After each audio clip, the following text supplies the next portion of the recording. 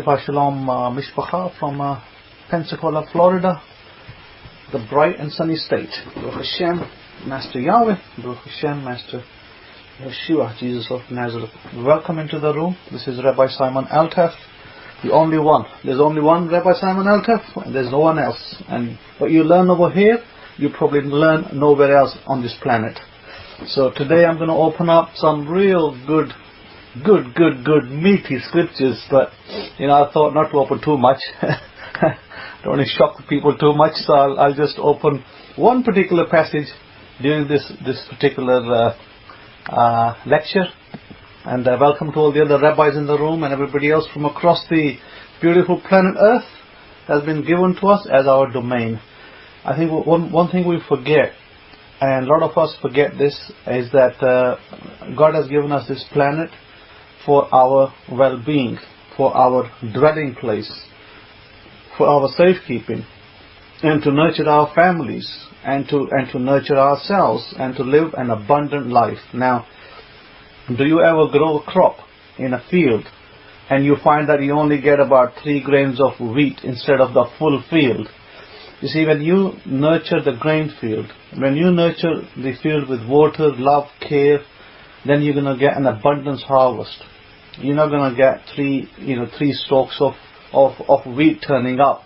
It's the problem with most people today. Most people today are stuck in religion and religious mode and wrong thinking, negativity, and they think that growing a beard is the normal mode.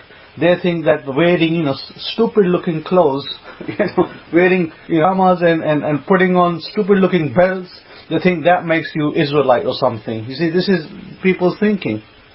People are thinking totally wired the wrong way, and stereotyping everybody else, and then so you're left with a form of religious observance which neither gets you here nor there.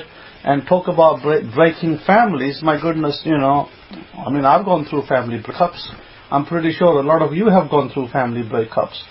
And I'm pretty sure also that now looking back, you're probably thinking, you know what, I could have handled that situation better had I not grown that long beard, or maybe if I hadn't been so hard on my family about the Sabbath, maybe I was too hard on them on food laws. And that is true. That is 100% true that for some of us, it wasn't the case in my particular situation, because Islam wouldn't have it any other way. But for some of you, I'm pretty sure that what happened, but you probably came down pretty hard on your families. You wanted to, shake them and put them in a straitjacket, and nobody wants to live in a straitjacket, and you cannot force your wives and especially your wives, your spouses. You cannot force them to suddenly conform to you in one day and everything they've been doing for the previous remainder of their existence just to vanish. It just doesn't work like that. And unfortunately, that is the reality. That is the truth. Now you see, we are dealing with the things of God, dealing with things of understanding. And again, we must be very careful, because we don't want to be into some kind of straitjacket religion. As I've said numerous times, and I don't think a lot of people out there don't get it. Shabbat Shalom to you, Chadasha, Ruth, welcome to the room. And I don't think people get it. People don't get it that we are not here as co-religionists. Let's propagate this religion. Let's call it the Israelite faith. The Israelite faith, Abrahamic faith is where we get our title from, really. The Abrahamic faith was anything but a religion. If Abraham saw what was going on in today's so-called Hebrew camps and so-called churches, he would just shake his head and walk away. He was like, what the heck is this? I didn't have this kind of faith. I didn't have this kind of religion, where you're stereotyping everybody, and you're putting people down, and you got to wear a certain type of dress, and you got to keep beard, and you got to do this and that. You see, this is a problem. The Bible is being used as a holy book to just bash people, just twist and turn it and make it something it isn't, and then beat people up with it. Beat up men, beat up women, beat up children. Oh, the Bible says this, oh, the Bible says that. And half of the time, you know what, every time I go query somebody about what a particular scripture says, I've never got a right answer yet. So, I speak to people all over the world, and sometimes I question them. Sometimes I say to a person, okay, so what is your understanding on this particular scripture? And they'll give me their understanding. I guarantee you that 10 times out of 10 they are wrong, because what you're reading is not what the actual scripture is trying to teach you. Rabbi Kefa, welcome to the room from Texas. I hear that San Antonio had a bit of sleet yesterday, sleet and snow. That's something new. Rabbi Kefa saying, indeed my experience was the shock and awe of Judaism on my previous family. I learned so much from those events. Torah is freedom. Absolutely, absolutely. Torah simply means instructions of God. Torah also means to miss the mark. Now we must never forget that, to miss the mark.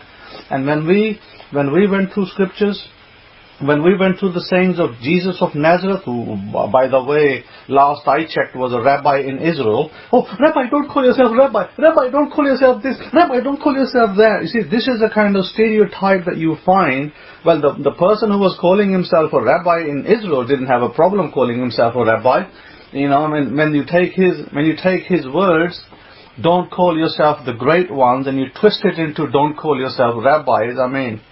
This is the kind of ignorance that we live in today. Around the churches then take that one particular scripture from the book of Matthew, chapter 23, and then start turning around into don't call yourself rabbi. Okay, the person you're worshipping, the person you're raising up, by the way, last I checked was called a rabbi. So go eat your cake, shut your faces and mouths, shut up and put up, because this is not how we lived. Sometimes you have to be harsh with people. Sometimes you just have to tell them that this is not the way it was. And sometimes we just don't argue with people. Sometimes we just say, that's it, I'm not gonna argue with you. You don't want it, you don't like it, it's not conforming to your religion, to your denomination. Thank you very much. I'm not here to debate my faith with your denomination. A lot of the times you're going to find that instead of ending up in endless arguments, I found in order to keep peace, you don't discuss religious matters at home. In other words, you don't discuss it with your brother, with your father, with your mother, with your sister, because if you do, and if they come from any particular denomination of Christianity, you're going to have a slanging match on your hand, and you're going to be arguing over religion. And my father is very wise. A long time ago, there was one time that I had discussions with the brother-in-law who's very religiously Muslim, considered himself religiously pious, and he wanted to discuss tenets of Islam with me, and tenets of Islam and me, we're like polar opposites. So I started to talk a little bit about tenets of Islam and the sayings of the Prophet Muhammad, and we started to discuss it, and my father just stopped us there, and he said, look, don't argue religion, because it's going to create an atmosphere of enmity and no peace. So I stopped, and what he said to my brother-in-law? He says, don't argue with him, because you're arguing with somebody who's an expert. He knows what he's talking about, and he's going to have you round and round, and you don't know what to answer. So he said, don't argue with him. And he said, from now on, don't even talk about religion, because religion, you're going to use religion to make your relationships bad, and I don't want that. So a lot of the times you're going to find that if you are going to discuss religious beliefs with your family, with your loved ones, maybe uncle, maybe auntie, and they're like these hardcore church fanatics, or maybe they are hardcore Muslims, like some of them I dealt with, you're going to have a lot of problems. Chadasha is saying that my father denied me of his will since he found out I was no longer a Christian. Oh, absolutely, and I found this. This is why I keep saying to people that there's no need to destroy your relationship by using religious creeds, because all religious creeds do, they destroy your relationships. And they are the polar opposites of what God wants in our life. God doesn't want us to be fighting with my father, with my mother, with my brothers, with my sisters. Where does God say that you should go and fight with your mother? If God wanted me to fight with my mother and convert her and convert my father, then God wouldn't have put the command in the Torah, in the Old Testament, which says, respect your parents. See, that wouldn't have been there. And if I was meant to convert everybody, then that's what it would have said. Go convert everybody. That was the right place for God to direct us, because that is where He directed His people. He directed Abraham. Look, today, let's be honest. I mean, if you heard right, that a colleague at work was perhaps, in another lifestyle, perhaps, I don't know, maybe he was, homosexual, that was his lifestyle, maybe he was some other, lifestyle, maybe the transgender or something, and you'd be shocked. Some of the Christians will be up in arms about it, and they'll be like, oh, they're living in sin, and we're gonna have to pray for them, and they'll be like all over the place, talking like that. But the funny thing is this: what did Abraham do? What did Abraham do when he was dealing with a city with which God described in the Bible as wickedness? Now people just focus on one item in that city. They forget that Sodom and Gomorrah wasn't all about gay people. Sodom and Gomorrah was a city that became totally unrighteous due to justice being removed from that city. That's why Sodom and Gomorrah were destroyed. But people focus only on one item of Sodom and Gomorrah. They don't focus on anything else, because Sodom and Gomorrah were very affluent cities. They were plush cities, affluent, and God destroyed them for the unjust causes that were happening over there. Injustice towards the poor, injustice towards a traveler, injustice towards a foreigner. These are the reasons that Sodom and Gomorrah were destroyed for. Sodom and Gomorrah were not destroyed for homosexuality, which is what Christianity preaches. They were not destroyed for that. And what you find today is that Abraham stood in front of God. God is standing there with Abraham. This is what the Bible reads in the book of Genesis. And Abraham was pleading. Just look at the polar opposites of what the Bible shows you versus what religion shows you. How many Christians have you seen pleading for homosexuals to let them alone? To let them live their lives, to mind your own business. I haven't seen even one Christian say that. So there you go. That's religion for you. Religion teaches you to be hostile, is to hate people and deny them if they don't conform to you. That's, by the way, religion. Now, I bet you any money that if you are a Baptist, and some of these Baptists are hardcore, like you might find Southern Baptists. In England we find this as well.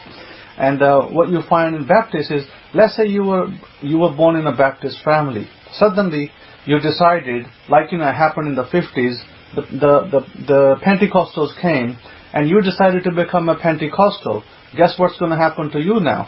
You're going to be shunned from the family because you no longer are a Baptist. You're considered a renegade. You're a threat to their existence, and they'll be like World War III with you and them.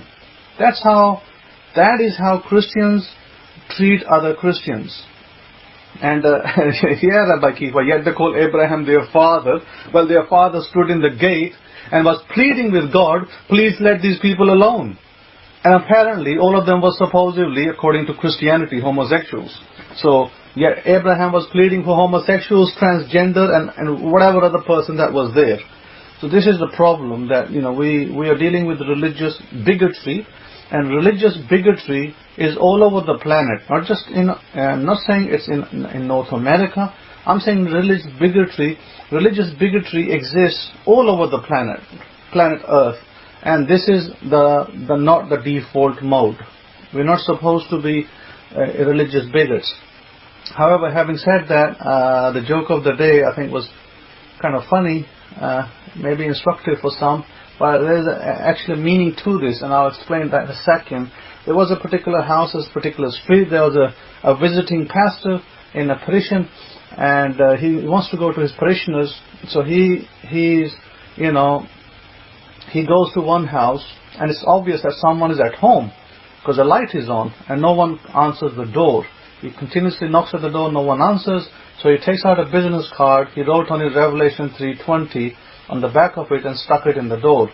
When the offering was processed the following Sunday, this particular parishioner, that particular parishioner also left a card in the basket, and he returned that same card, Revelation 3:20, with the cryptic message which said Genesis 3:10. Then when he picked up his Bible and read it, it cited Revelation 3:20. Obviously says, begins, "Behold, I stand at the door and knock." And Genesis 3:10 reads, "I heard your voice in the garden, and I was afraid, for I was naked." You see, that's the state of the most of the people today. And we're not talking literal.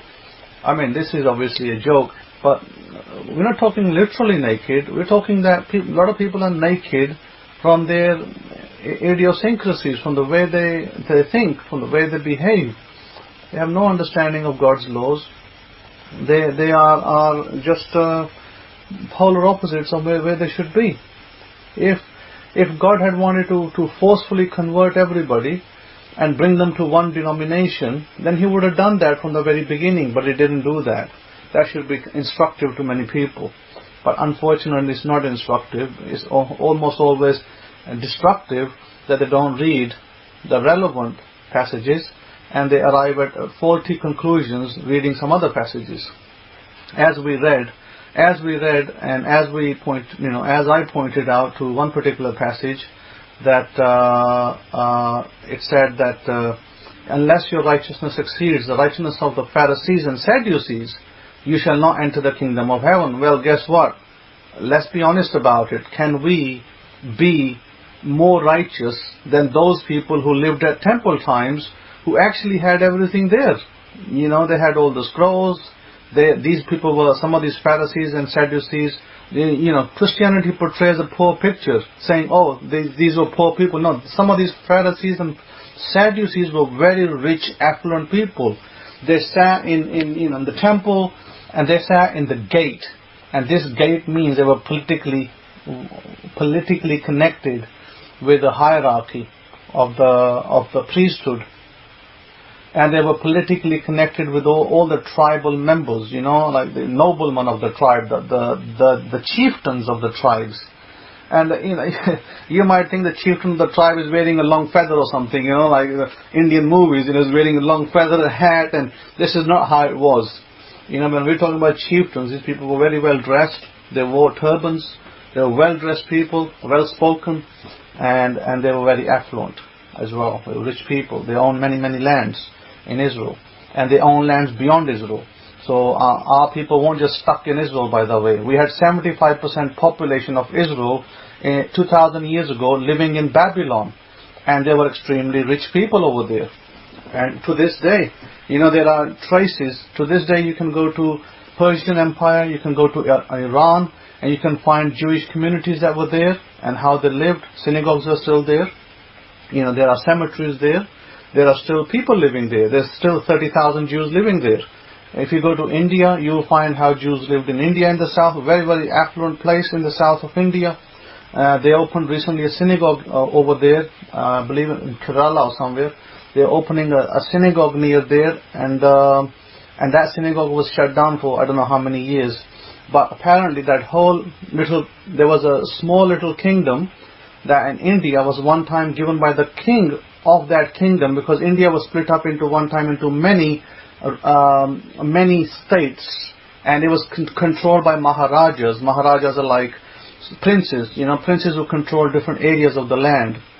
And one particular Maharaja, he gave a whole chunk of his land to the then Jewish community, the Jews that were in India, and they were given that chunk. And do you know that part of India is the most affluent part of India today? It has never run out of food. It has never had any famine. It has never had any problems in terms of money and wealth. Why? Because today our Parsha, the Torah portion that we're looking at, is called Parsha Terumah. Maybe something wrong with the guys. Maybe Texas. You got all your planes flying over.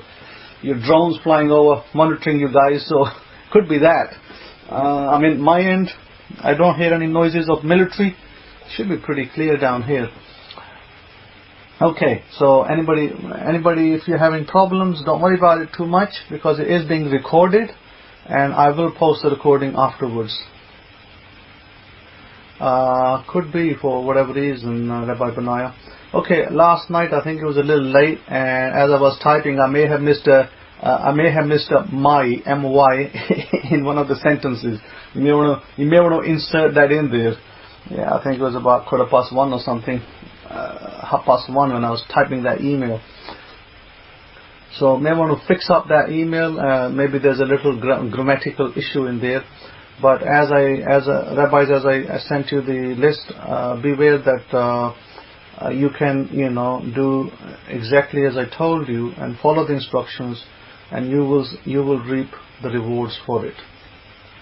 Okay, so let me go back to Terumah. Terumah, basically, when I tell you that we must give gratitude to God, and a lot of people have the problem saying the term God, because I've asked people saying to me, "Oh, can I use the term Creator instead of God?" You see, you must be very careful how you are being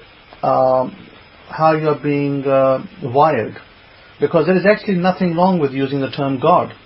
And a lot of these people who don't like using the term God, they have been taught that God is the name of a deity. By the way, there is no such thing. In antiquities, in history, there is never been found an idol with the name God. It's never been found. So don't, be careful of following into that camp, which thinks there's something wrong with using the term God. God is a universal understood term. It's a German word. It came from the word Gott, and it has actually no connotation to any idol or worship or anything to do with any idols. It doesn't really matter. So you can use the term God happily. There's absolutely nothing wrong with it. Having said that, the Parsha Terumah is all about gratitude to God and dedicating this particular Parsha and Torah portion. What happened is it says in chapter 25 of the book of Exodus, verse 1, then Yahweh spoke to Moshe, saying, "Speak to the children of Israel, that they bring me an offering from everyone who gives it willingly with his heart, and you shall take my offering, and this is the offering which you shall take from them, gold, silver, and bronze." Does that look like poor people giving gold, silver, and bronze? Blue, purple, and scarlet thread, fine linen, and gold hair. You see, these are the kind of items that were taken from people for offerings. And these were not your poor, downright out people who couldn't afford, a piece of bread, a loaf of bread. These are rich people. When it mentions the colors purple, let me instruct you a little. The color purple was only owned by the rich people in the old days. Ordinary people couldn't afford the color purple. So they were definitely not in soup lines over there. They were not going to the Salvation Army for help on Saturday, Sundays.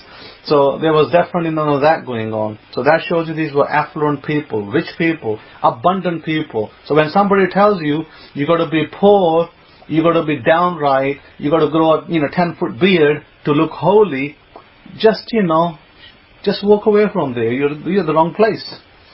So this isn't the kind of people that we had. Our people were very affluent people. They're abundant. They had abundance. So God said to them, give gold, silver, give happily. A lot of people don't want to tithe today because they think, giving tithe is some kind of, we don't have the temple, so we don't tithe. We must be in a mode of giving all the time. We must be giving tithe. We must be giving Terumah, love offerings all the time. Why? Because if you don't give, you do not receive. It's a universal law that is established in the universe by God. The universe that we live in today operates by certain law. And because it operates under certain laws, those laws do not, read this carefully, those laws do not discriminate between different races of people. They don't care what race of people you are. If you give, you will receive. And you will find today, North America, England, France, All of these countries, you find that a lot of the people that are business people, you'll always find them in philanthropy. They're very, very giving people. People building hospitals, people building schools for the needy, and so on and so forth. And then the return is immense as well. Why? Because it's a universal law. And this is why God directed Israel with a tithe system. Because the tithe system was directly to benefit our people. And He said, take the tithe, give it to the priesthood, and this will come back to you multiple fold. That is why the tithe system was initiated. The tithe system, if you don't give tithe, you do not receive. Now, I'm not telling you it's some mumbo-jumbo magic. It's not mumbo-jumbo magic. It's fact on the ground. Facts on the ground prove themselves. Facts. So I don't talk about religion. I talk about what are facts and what are things that are evidence and proven. And it is proven that if you are not a giver, then you're not a receiver either. And the universe operates on those laws. If you don't give, you don't receive. Simple as that. And so a lot of the times I have found people who don't tithe, they're not that well off in their lives, because they're always getting sticky points like, oh, a bill came and I can't pay it, something else happened and I can't do it. But then there's a second part to it, negativities that people have. These are like what we call self-limiting beliefs. Self-limiting beliefs usually come from your parents, usually come from your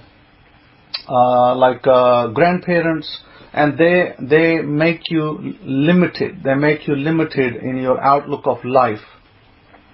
And I was listening to a top psychologist the other day. I actually had a little session with her as well. I was talking to her, I was just listening to her, and she's one of the top psychologists in England.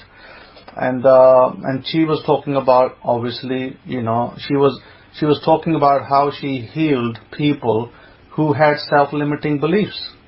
People who were very, very prosperous, and she rubs shoulders with the stars, and she rubs shoulders with the royal family. And so she was talking about rich people, rich people who came from self-limiting beliefs that were taught to them when they were young, and they carried them. And then what happens is, although they are very successful in an area of their life, but then in other areas of their life they're extremely unsuccessful, like maybe in a relationship, maybe in something else where they're extremely unsuccessful. And so she was speaking about how she was able to use hypnotherapy through suggestion. She was able to change these people in an hour. She was able to take a clinically depressed person that had been taking treatments for 10 years and spend 1 hour with that person and turn that person around, man or woman. She just turned their whole life around by dealing with their, what I can term, self-limiting beliefs. So it is very important that this is why in psychology, this is why you can read through the Bible, God deals with people through the biblical scriptures of removing your self-limiting beliefs. Because this is why we read statements in the scripture in Joel 3:10, let the weak say, I am strong. Why should the weak say I am strong? If he's weak, maybe he should say I am weak, right? But isn't that lying? You might say, isn't that lying? And this woman was speaking about lying, and she's saying if lying changes you, makes you better. In other words, she said if you lie to yourself, she wasn't talking about lying to the world, she was talking about if you lie to yourself and it uplifts you and it makes you a better person, then lie, cheat and steal, and do that for yourself. And so I could understand her point. So when God tells you, let the weak say I am strong, isn't that lying? No, because God is teaching you a principle of bettering your lives, bettering yourself. Because if you continue to say, I'm weak, I'm weak, I'm weak, what are you infusing in your mind? What are you building? Self-limiting beliefs. That's where God is dealing with you. He's dealing with self-limiting belief in the scriptures. And this is why it says that, this is why there are so many scriptures to speak about prosperity, being prosperous, being happy. And people aren't always happy. People aren't always smiling. But it actually tells you to be happy. Scripture tells you to always be in a mood of happiness. So it is very important to understand that we must start with gratitude, because this particular Torah portion speaks about building a box. Well, you might say, what's so special about building a little box? You see, that little box, God said, I will dwell amongst my people because of this little box. And this little box, was made of wood and had gold plating on it, real gold plating, silver. And it was, particular type of wood, and then it had particular type of carvings on it, and things that you would have thought, right, today are idol worship. It actually had, it's kind of surprising. So a lot of people don't realize that. So this is what I mean, right? This was not a mumbo jumbo magic kind of box, but this box was to illustrate a point. And it says here, ram skins of dyed red, blue skins, and acacia wood. These are the people who are giving these things away. Abundant people. Oil for the light, not just any ordinary oil. Pure pressed olive oil. Spices for the anointing oil and for the sweet incense. Onyx stones and stones to be set in the ephod and the breastplate. And let them make me a holy place, that I may dwell among them. See, these stones that are mentioned, stones today, as you know, some of the stones are very expensive. If you went to buy a particular stone, some of these stones will probably be pretty expensive. And you imagine, right, that our people had all these stones. So the idea that these were poor people, carrying a backpack and running around the Egyptian and Arab desert is totally false and fake. That's the kind of fake theologies that we have to, live under. But be careful, because this is what you're going to find. You're going to find that the reality is totally different. And then it speaks to all the particular passage, and you're probably gonna get bored with it, because if you read it, it's going to talk about the pattern of the tent, and the pattern of the furnishings, because they were told to make a tent, furnishings for it, how the ark, this little box, was to be made of acacia wood, what its length was meant to be, and so on and so forth. A lot of that details, and how the gold was to be hammered, and how the menorah was to be made, and what kind of oil it was to be used, and it was to be kept lit up all the time. You see,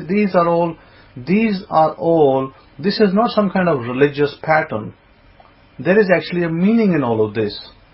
And again, I'm not going to be able to go through all the meanings of it, but I'm telling you that behind everything here is a meaning. Menorah, don't just take it for a lamp. A lamp has a meaning as well. And then it talks about, how many curtains and how they should be woven, what color, and what is the design of the angels on them. Now today angels have become some kind of religious mumbo jumbo. That only the religious get to hear from angels. Angels give signs to everybody. Angels, leaving numbers, signals, signs, for everybody who can understand them. And you just got to be receptive to receive angelic understanding. Because if you're not receptive, angels can leave a cake for you. If you're not receptive, you know who left it for you. So just a kind of funny point. Angels leave signs. Angels communicate to us in numbers. Sometimes they communicate directly. Sometimes they communicate indirectly. Mostly angelic communication happens in numerals, mostly, and it can happen the other way as well. Clairvoyantly, it can happen through what's called through the brain. Telepathically, there are many ways angels communicate. So many ways that happens. Now, let me see. If you remember, I taught you a particular technique of grounding yourselves, because when you're carrying negativities and limiting beliefs, then one of the things that your body is holding on to is these negativities, and they affect you. They affect your abundance. They prevent you from receiving what is rightfully yours. So therefore, I taught you, in order to bring manifestations faster and quicker, you need to daily do the negative exercise, the grounding exercises, and the audio that I sent out to those of you that requested it, got the audio. Now, having said that, it's very important to understand that why do it every day? Because somebody did ask that question, and it was a good question. They said that why, if we already did it once, like you did it last week with us, then why should we do it the next time? Because aren't all the negativities now gone from the past? And I said, yes, all the negativities are gone from the past, but what about the present? What about tomorrow? Tomorrow you wake up, you got new things to deal with. Maybe new negativities have appeared. Maybe something happened in your family, and now you suddenly got a new negative situation. So therefore, we have to deal with the negativities daily. Not past negativities, but present negativities. Something happened in the family. Maybe somebody got ill, maybe somebody died, maybe there's some other problem. So then those negativities affect you. So they have to be dealt with daily. So the 5 minutes you're spending in the morning dealing with these negativities helps you a lot. Let me give you a testimony. I did have a testimony from Marie. She's in the room. Welcome in the room, Marie from Texas. She sent a testimony with basically, and I thought it was a brilliant testimony of what you've been taught so far. And she basically writes that she wrote to me that I'll summarize it. She said that they had gone to the doctor's visit with her husband for an eye appointment, and when they came out of the car park, they had a gushing oil underneath their car. And she said that obviously after looking at it, checking it, oil was gushing out. It was a transmission fluid. And the steering became really hard because steering needs transmission fluid to maneuver. So she had to ask her husband to steer the car a little bit because she couldn't move the steering wheel. I guess this is why we have men, strong men, because women are not always that strong. And so she said that they needed to find a garage to take the car to get it repaired because the fluid was gushing out, and they were afraid that maybe the fluid will completely run out. How they're going to get home? And home was at a distance. So then they didn't want to take too many turns left or right because that would mean the steering is very, very stiff. So they obviously perhaps had some oil or stopped at a garage on the way, and they filled up the oil because it emptied out completely. And so they had to stop at a local gas station, pick up some transmission fluid, fill it in, and then they got to a garage which was going to repair their car. And she said all this time her husband was very negative, which is obviously the case with most men. They are born negative, unfortunately, the way they are brought up, limiting beliefs. So he was very negative. He was very upset. It's going to cost a lot of money because it's a transmission thing and it looks like a big leak. And he was talking all about the negativities. And she said, I wanted nothing of it. I just thought positive. I gave thanks. I gave gratitude, and I said, we're going to be fine. And I said that we're going to circulate money if we have to. And she said that I said, thank you. I said, lead us not into trials and deliver us from the evil one. She said, I just kept saying these words to myself, going to the garage. We stopped at the garage, and the man, they started to do their checks. They had to wait there nearly an hour. Finally, a manager turned up. First, nobody was coming to them. Then finally the manager came and said that we took your car out. We filled the car up, we took it out, we can't find a leak. We just, maybe the leak was very, very small, but we just can't find it, and nothing is leaking right now. And so a miracle happened in which the leak that had occurred back in the car park was completely miraculously gone. And so the husband was, how can that be? We had a big leak. So he's like trying to make sense of this, and Marie knew that this was a miracle that had happened through her belief. Remember what Jesus of Nazareth said, believe and you shall have it. See, this is a very important part that she revealed and did. So she said that the other person, the other mechanic, the mechanic who checked the car out thoroughly, came and said, ma'am, I can't charge you for something that doesn't exist. Because normally they'll charge a bit of fee for repairing that leak. And he said, I can't charge you for something that don't exist. Otherwise, I'll be lying. So what they did is they charged them. So they ended up circulating about $45, which was a standard cost for getting the car checked. And that was it. They walked away with that.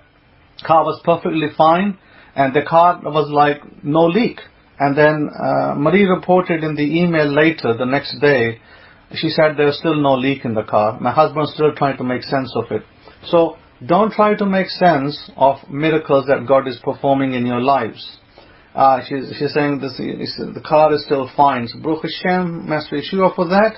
It is great. I'm very happy to hear that the things are working out for you. You know, I'm listening. I'm hearing miracles from people all over. You know, all over people are telling me about the miracles that are occurring in their lives after receiving these teachings. This is where we are changing lives. We are changing lives by teaching people the right way to live, so that they can have abundance in their life and they can have well-being in their life. Now, I'm not saying to you, hey, apply this technique and become rich. This technique that I've taught you can be applied in every area of your life. Relationships, dream job, you know, fantastic home, fantastic new car, everything that you can think of. What I've taught you in the last 5-6 weeks can be applied to those things, and you can have those things. They're at your disposal. The kingdom within you, the God within you, is at your disposal to give you those things if you want to utilize it. It's entirely up to you how you utilize it. I've given you the method. I've shown you how to do it.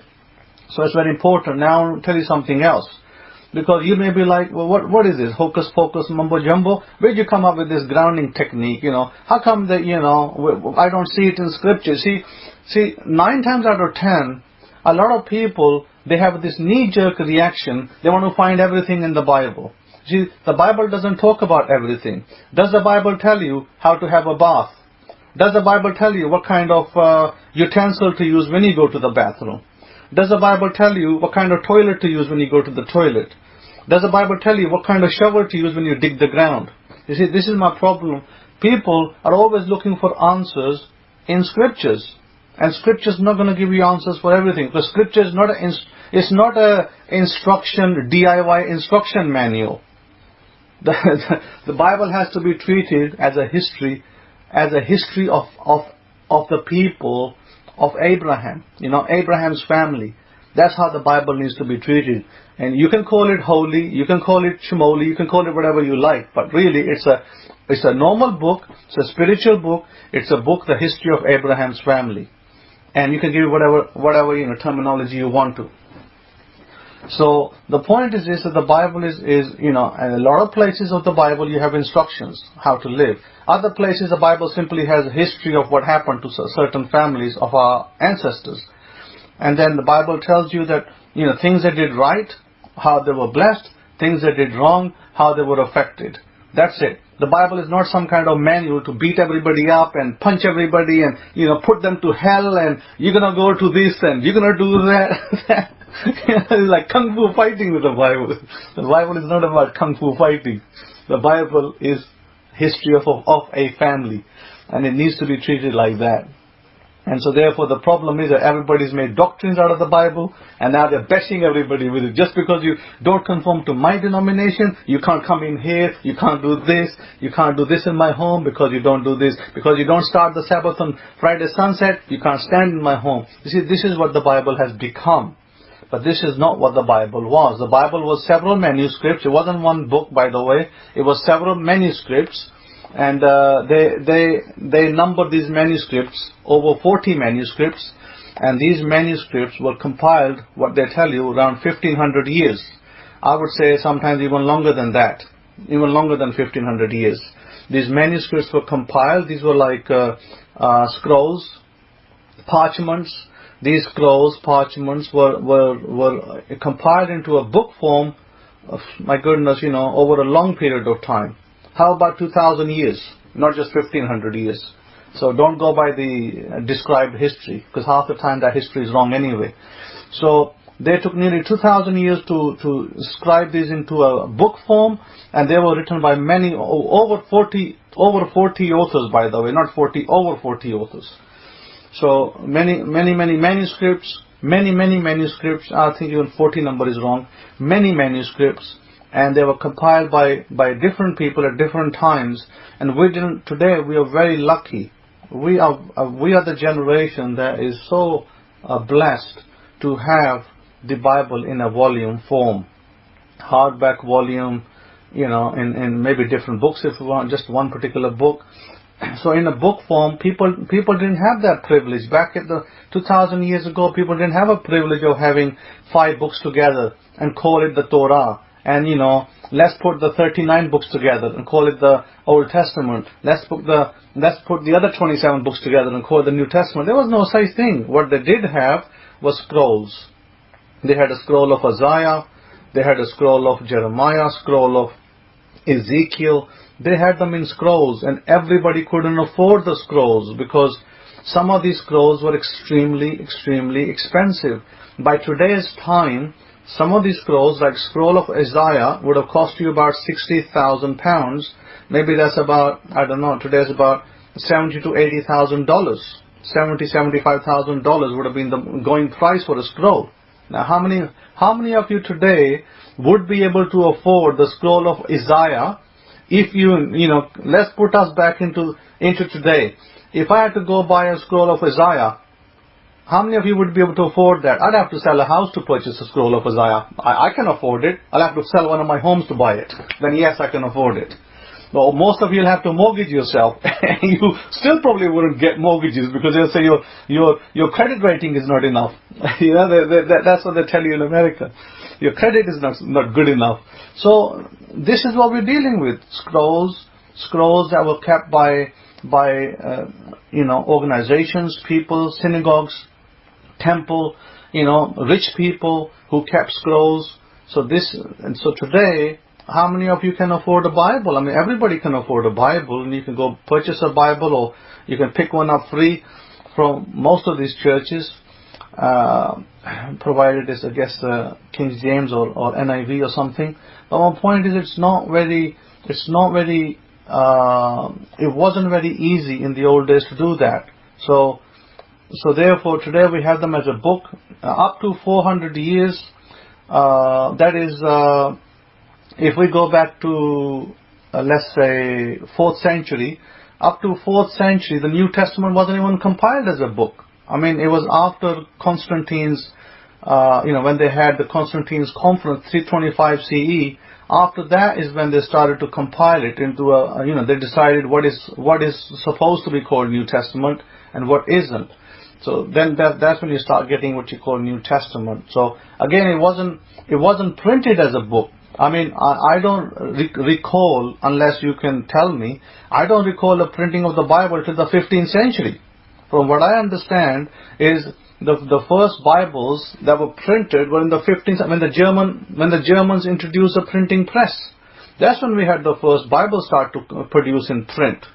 And I know people like William Tyndale, who fought to print the Bible and secretively printed Bibles to give to the people, because the Roman Catholics wanted to keep the Bible in Latin and keep it away from the people so they don't know what the truth is, etc. So a lot of this is recent history of late. So anyhow, so coming back to the point of the grounding, I will show you certain things in Scripture today which will be very enlightening to you, and you will be very delighted that you've been enlightened in such a way. So the grounding technique, I know somebody who lived in a place where there was a dog constantly barking. This blooming dog, keep barking every night, and so this dog was barking every night and keeping the neighbors awake. So I said to the person, I said, this is one of like Kefa's household dogs, but Kefa's dog doesn't bark and keep the neighbors up. So this dog was barking every night, like 6 or 7 o'clock he starts to bark, and it goes on and on and on.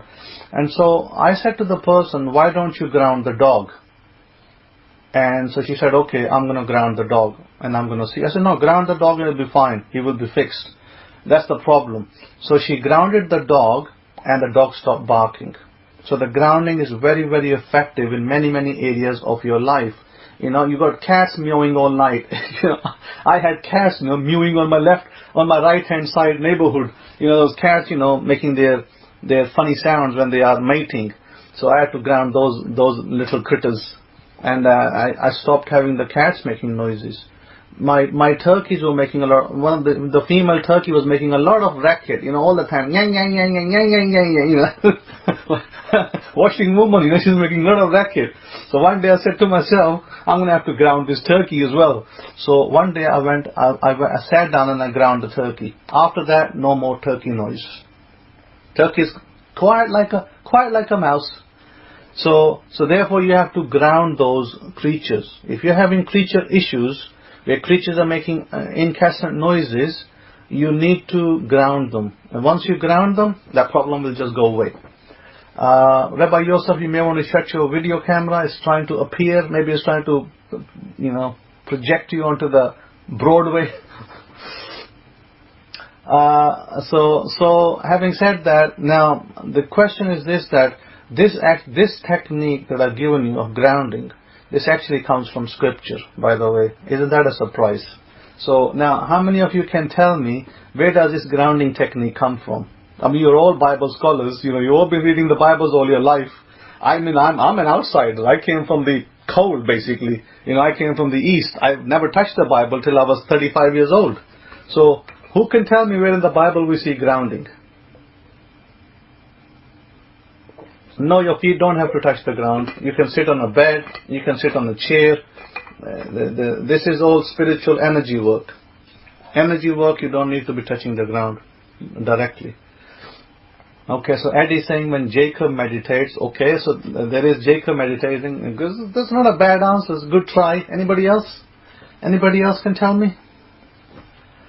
Can take a shot at it? Because it is there, by the way. This is not something that I just, you know, hocus pocus mumbo jumbo, and Rabbi Simon just came up with something that spiritualists use or you know, some other people use. It is the part, somebody saying it is the part where the tree roots are in the living water. Oh, you're talking about the whining of the Israelites at the Meribah, where the tree was thrown into the water. Okay, somebody saying when Abraham met God. Lion Princess saying Moses. Well, Moses had a lot of occurrences. You're going to point me to one particular occurrence. You know, he ran away one time. Another time was told to take his sandals off, etc. The burning bush. Okay, Eddie saying the burning bush. The renewing of your mind. Ohio saying in the New Testament. No, what I'm saying is that this is coming from the Old Testament. I'm not picking up something that Jesus did. And of course Jesus did many things, which I haven't expounded on all of them.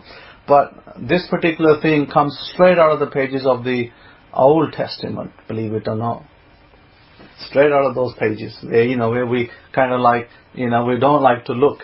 And that's where it comes out of. Okay. Good try anyway.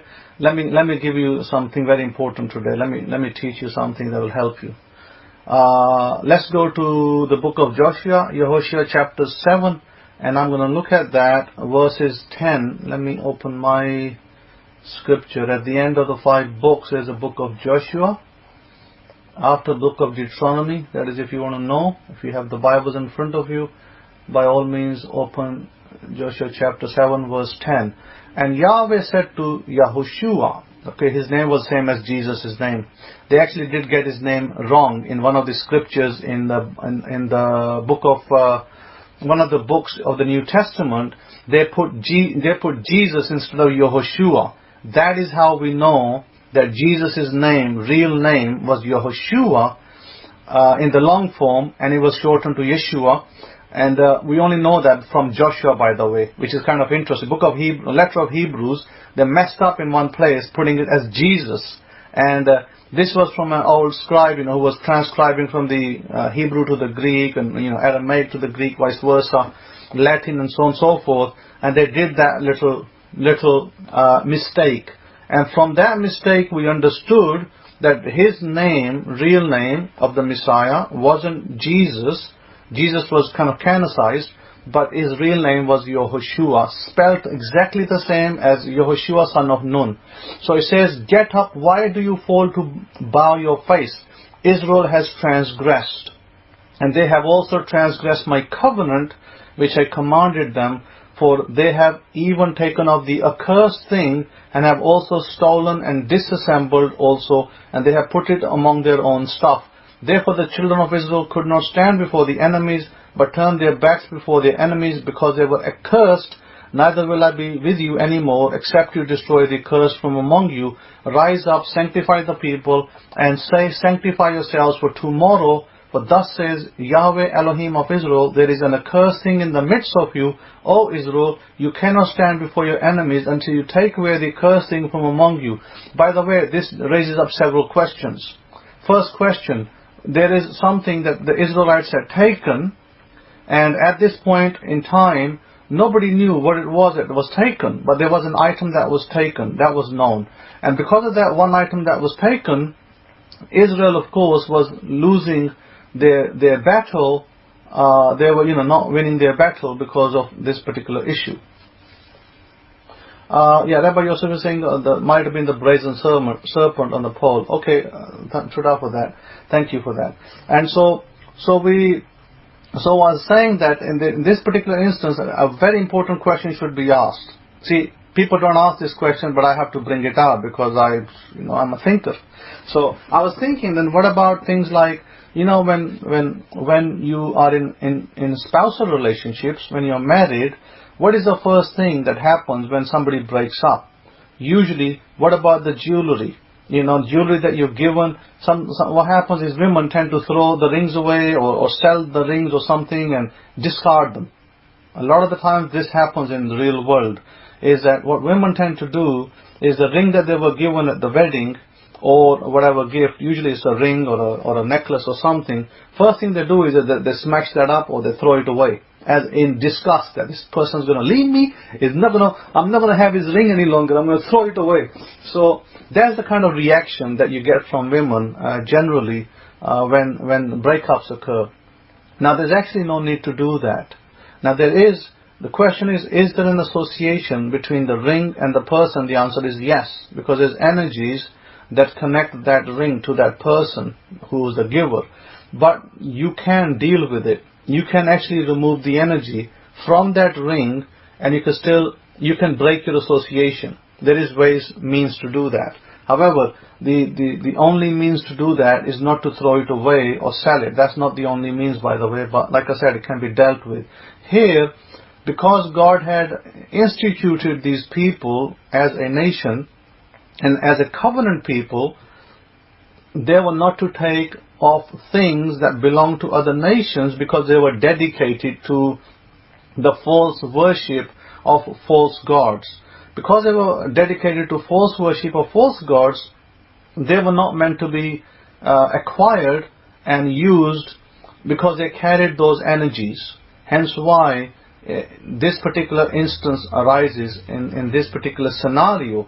But the lesson here, God doesn't show you directly what he did, because he just simply says, to destroy that. But there actually was another way to deal with it as well. But I believe that in order to allay confusion, God only showed one method here. There's actually two methods. So having said that, what we find after that is in the next preceding verse. It says that in the morning therefore you shall be brought according to your tribes, and it shall be that the tribe which Yahweh shall take come according to the families there, and the family which Yahweh shall take shall come by the households, and the household which Yahweh shall take shall come man by man. And it shall be, he that is taken with the accursed thing shall be burnt with fire, he and all that he has, because he has transgressed the covenant of Yahweh, and because he has wrought folly in Israel. So Yehoshua rose up early in the morning and brought Israel by their tribes, and the tribe of Yehudah was taken. And he brought the family of Yehudah, and he took the family of Zarhi, and he brought the family of Zarhi man by man, and Zabdi was taken, and he brought his household man by man, and Achan, the son of Carmi, the son of Zabdi, the son of Zerach, of the tribe of Yehudah was taken. And here, listen to this. Here, It wasn't Benjamin, it wasn't Zebulun, it wasn't some other, a tribe that was very naughty over here. Guess who was naughty over here? Guess who kept the gold and the silver? Who was holding the gold and the silver? Oh my goodness, it was Judah. Judah was holding the gold and the silver. So this was from the tribe of Judah. This naughty thing happened. And so he taken, because he now tells Joshua, he says, and Yehoshua said to Achan, my son, give, I beseech you, glory to Yahweh, Elohim of Israel, God of Israel, and make confession to him, the power of Israel. Make confession to him. Tell me now, son, what have you done? Hide it not from me. And Achan answered Yehoshua and said, indeed I have transgressed against Yahweh, Elohim of Israel, and thus have I done. I saw among the spoils a goodly Babylonian garment, and 200 shekels of silver, and a wedge of gold of 50 shekels. So he saw these items, he saw some really nice looking cloth, and he saw this gold wedge. That was, by the way, you may not understand the weight of it. This wasn't a lightweight item. This was a heavy item, and he loved it, and he really liked it, and so he decided that he wants to keep this item for himself. So this item of gold that was, by the way, that had a certain, I think it weighed over 2 kilos. It was like a bar of gold, and the silver had a certain weight. And so this person, he is enamored by it. He likes it, and he wants to keep it, and so he does. So he thinks that he can hide it, and he hid it in his, I guess in his tent somewhere. In those days, tents were your homes, and so he decided to put it in his tent. And but my question is this: how did Joshua know? How did Joshua know that it was him? Can anybody tell me how is it that Joshua was able to tell that Achan is a guilty party? Because it doesn't give you anything over here. It doesn't tell you how he knew. It doesn't say that Achan came and said, hey, I did it. It doesn't say that either. It says that Joshua knew before he called this family up. He knew that this had happened. How did he know? Can anybody tell me and enlighten me over here? Because if we go back and read it, this is where I find it fascinating that something happened and no explanation is given here. How did Joshua know? Not a single explanation is given. But only thing you're told that this thing had happened, and Joshua had called this person and said, okay, you did it, own up. That's basically what Joshua did. You did it, own up. And then he had to own up. Now, by the way, this particular bar was 2.3 kilograms. The gold bar wasn't lightweight. It was, this was a very expensive bar, and he had decided to snooker it. Tribe of Judah became a little greedy. Angels. Okay, one is saying the angels told him. Rabbi is saying Joshua fell on the ground with his forehead touching the ground. Okay. Anybody else wants to hazard a description from the scriptures given by the discernment of the Holy Spirit? Somebody saying? Anybody else? Let me go back and let me read this from another Bible as well. So maybe some of you get confused with the Hebrew English translation. And I'm going to pick up, maybe I'll read it from the NIV as well. Where's the NIV? Okay, here it is. Let's see. It says here, the Lord said to Joshua, stand up, what are you doing down on your face? Israel has sinned. They have violated my covenant, which I commanded them to keep. They have taken some of the devoted things, they have stolen, they have lied, they have put them with their own possessions. That is why the Israelites cannot stand against their enemies. They turn their backs and run because they have made liable to destruction. I will not be with you anymore unless you destroy whatever among you is devoted to destruction. Go consecrate the people, Tell them, consecrate yourselves in preparation for tomorrow. For this is what the Lord, the God of Israel says. There are devoted things among you, Israel. You cannot stand against your enemies until you remove them. In the morning present yourselves tribe by tribe. The tribe the Lord chose shall come forward clan by clan. The clan the Lord chose will come forward family by family. And the family Lord chooses shall come forward man by man. Whoever is caught with the devoted things shall be destroyed by fire, along with all the belongings to him. He has violated the covenant of the Lord and has done an outrageous thing in Israel. Early the next morning, Joshua and Israel come forward by tribes, and Judah was taken. Now, what does this mean, consecrate the people? Let me tell you. Let me tell you what's actually happening over here.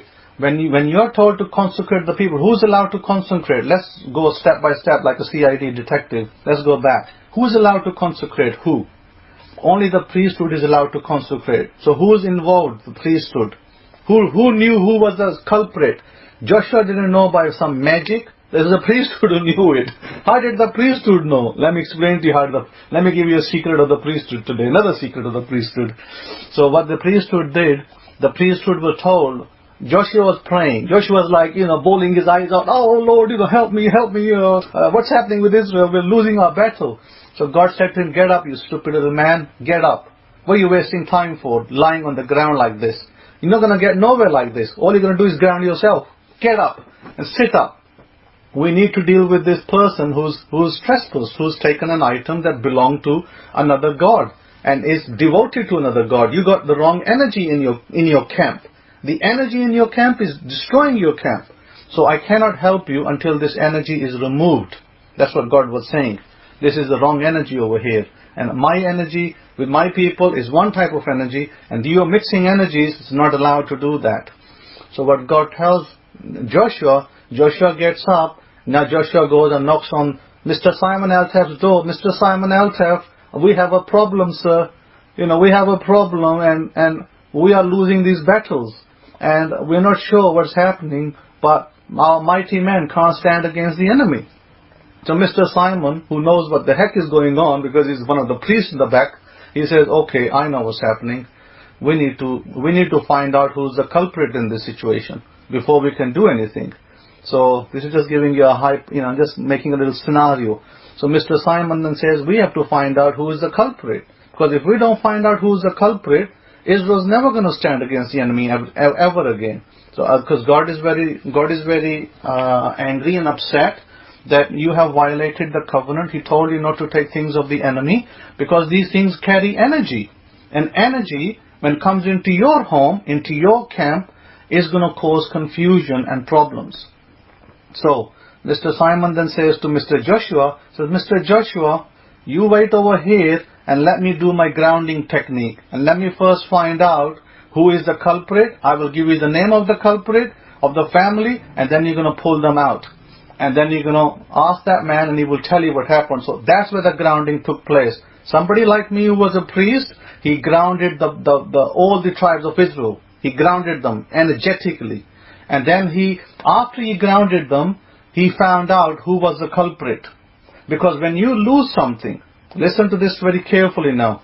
When you lose something, the easiest way to find it is to ground it. When you ground it, you're going to find it. Let's say you lost your wallet. You can't find your wallet in the house. Many times you lose your car keys. Oh, I don't know where I put it. Can't find them. You ground the keys. You sit down, you meditate, you ground the keys. You sit down, you ground your wallet. Next you're going to find your wallet. Next you're going to find your keys. So what this priest did, this priest grounded all the tribes. Because there was an energy in the tribes that was causing all sorts of confusion and problem. And it was removing that which Israel had been given, pure energy versus energy that was mixed by other nations. So this priest took the grounding exercise. He went through the exercise and he said to Joshua, I found the man. This is the family. Call them in. And so Joshua was like a king, a leader. And leader has to be led by the priesthood. Priesthood is the ones who are the advisors. They are the ones who have the scriptures. They are the ones who have the know-how, the knowledge. And so anytime a king needed any help or a leader, they would go to the priesthood and ask for help because the priesthood had the answers. So the priesthood was the one that told Joshua that the family who did this is Achan's family. Call Achan and he will admit, and then you will know. And so when this priesthood grounded all the families, the priest found out that the family that was the culprit was Achan's family. So they called Achan. Achan was then asked to speak the truth. Achan speaks the truth. Then they take Achan and his family and all his goods. Then what the scripture writes is very interesting what the scripture writes at this point. And a lot of people may make mistakes here, because it says here that Achan replied in verse 20 of Joshua chapters 7 verses 20. Achan replied, "It is true, I have sinned against the Lord, the God of Israel. This is what I have done. When I saw the plunder, a beautiful robe from Babylonia, 200 shekels of silver and a bar of gold weighing 50 shekels, I coveted them and took them. They are hidden in the ground inside my tent with the silver underneath." So Joshua sent messengers and they ran to the tent, and there it was hidden in his tent with the silver underneath. They took the things from the tent, brought them to Joshua and all the Israelites, and spread them out before the Lord. Then Joshua, together with all Israel, took Achan, son of Zerach, the silver, the robe, the gold bar, his sons and daughters, his cattle, donkeys and sheep, his tent and all that he had, to the valley of Achor. Joshua said, "Why have you brought this trouble on us? The Lord will bring trouble on you today." Then all Israel stoned him, and after they stoned the rest, they burned them. Over Achan they reaped up a large pile of rocks. Now, very important to understand that they took all the family of Achan. Achan was an elderly man. He wasn't a young, whippersnapper, 20 years old. He was an elderly man. They took him. By the way, his wife didn't know that he had done this, because he hid this from his wife. He hid this from his family. People might say, "Oh, his family knew and they were guilty as well." No, none of them knew. Only Achan knew. If you suddenly came into a pile of gold, you suddenly found 20 bricks of gold, you may do the same thing. You may say, "You know what, I'm not going to tell my wife I have all these 20 bricks of gold. What tomorrow she runs away from? What tomorrow she wants a divorce?" So you hide it. So in this particular scenario, what happened, he hid everything. So the only person that was punished with stoning was Achan. Nobody else was punished with stoning, and nobody was held guilty. His family were watching, and he was then put to death in front of Israel because a particular covenant given to Israel was violated. Now, the way the priesthood found out was, as I explained to you, they had to discern it through the energies by grounding all the families of Israel. Had they not grounded them, they would not have found out who did it. Because just as much as God could have given the answer to Joshua when Joshua was lying on the floor, and bawling his eyes out in prayer, God could have given him the answer, but he didn't. Because there was a method in place. And this method was to be used by the priesthood. And the priesthood applied it. Priesthood found the answer. And priesthood gave the answer to Joshua and said, here is the issue, here is the solution, this is what you need to do. And so Joshua carried it out. You see, all of that detail is hidden. It's right there in scripture, but it's hidden from you. So you'll never know, because who's going to teach you? Are these pastors going to teach you this? Who don't know themselves what the priesthood were doing? So you're not going to get this from modern so-called Ashkenazi priests either. This is only going to come from somebody in the East, and this man who's speaking is from the East, understands the principles and the processes in place that our people had and used to bring about the result that we see in the book of Joshua. So there it is, grounding right there. Grounding is a very important technique used by ancient priesthood and Israel, obviously. I don't know if they were taught about it or not taught, but the priesthood knew about it and they used it. So here in this particular passage, it wasn't hocus pocus mumbo jumbo. They used this particular scenario and they did it. And like I said, you could do the same thing today. You could do it with a wallet. You could do it with a key. And you will find that you will find your lost item. You will be given directions where the lost item is. And remember that these things that the Achan had taken were buried in the ground. They were not above ground. They were below ground. Everything in life has an energy. Everything in life today. Remember this. Behind everything is atoms. Don't think of the gold bar as gold bar. Oh, it's solid gold. Don't think like that. The gold bar is energy. Therefore, everything in life, money is energy. we are energy. Everything in life is energy. This is how they're able to tell. Rabbi Benaiah says, if Achan could have come forth earlier, could he have received forgiveness? I think there is definitely possibility of that, Rabbi Benaiah. If he had did that, and prior to all these people losing their lives, because, you know, a lot of soldiers died, a lot of men of Israel died who were fighting a battle, they wouldn't have died. So the problem wasn't so much about forgiveness of Achan. The problem was, how do you deal with 100 people? Let's say if 100 soldiers were killed and they belong to 100 families, how do you deal with their grief? What are you going to tell their families? When their families find out that Achan was a guilty man and because of him their 100 men died, do you think that if Achan was forgiven, that they would have forgiven him? They probably would have gone and killed him anyway. So there would have been revenge issues. That's why the reason Achan had to be put to death is because somebody else would have gone and killed him and said, this is revenge for my family. It's because of you he died in the battle. If you hadn't done this, he wouldn't have died. So that's what we are dealing with. We're not dealing with a God who's unforgiving. God could have forgiven him even after he was found out, but it was the death of the soldiers that had died, that grieving families. I mean, my goodness, how many families today in North America are willing to forgive a Taliban, you know, who's blown up 100 American soldiers? I don't think anybody will be willing. Maybe there'll be one or two might be willing to forgive the Taliban, but the person who killed 100 soldiers, most of them were saying, we want revenge, we want blood. So this is why they would have wanted blood. And so in order to pacify the people, God had to enact this particular scenario to allow the people to be pacified. Because once the guilty man is dead, he's elderly anyway, he's old. He's going to die. God could have taken his life away by giving him a heart attack. But the problem was, how do you deal with the people who are now seeking revenge? That's the actual message that the scripture is showing. Scripture is quite deep and quite interesting, that God shows you that this is how things were dealt with in ancient Israel.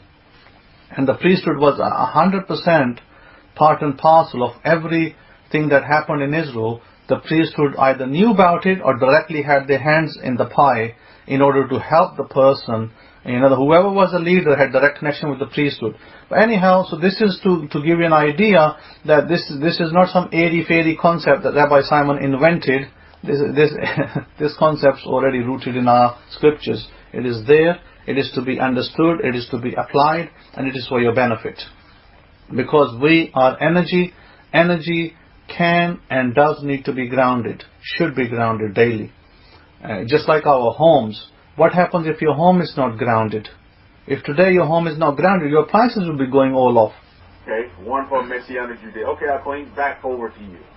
Today, Rabbi Kefa, the mic is over to you. I'm done with the lecture. I think some bad connection happened at my end, and maybe my Paltalk was updating itself or something in the background and it disconnected itself.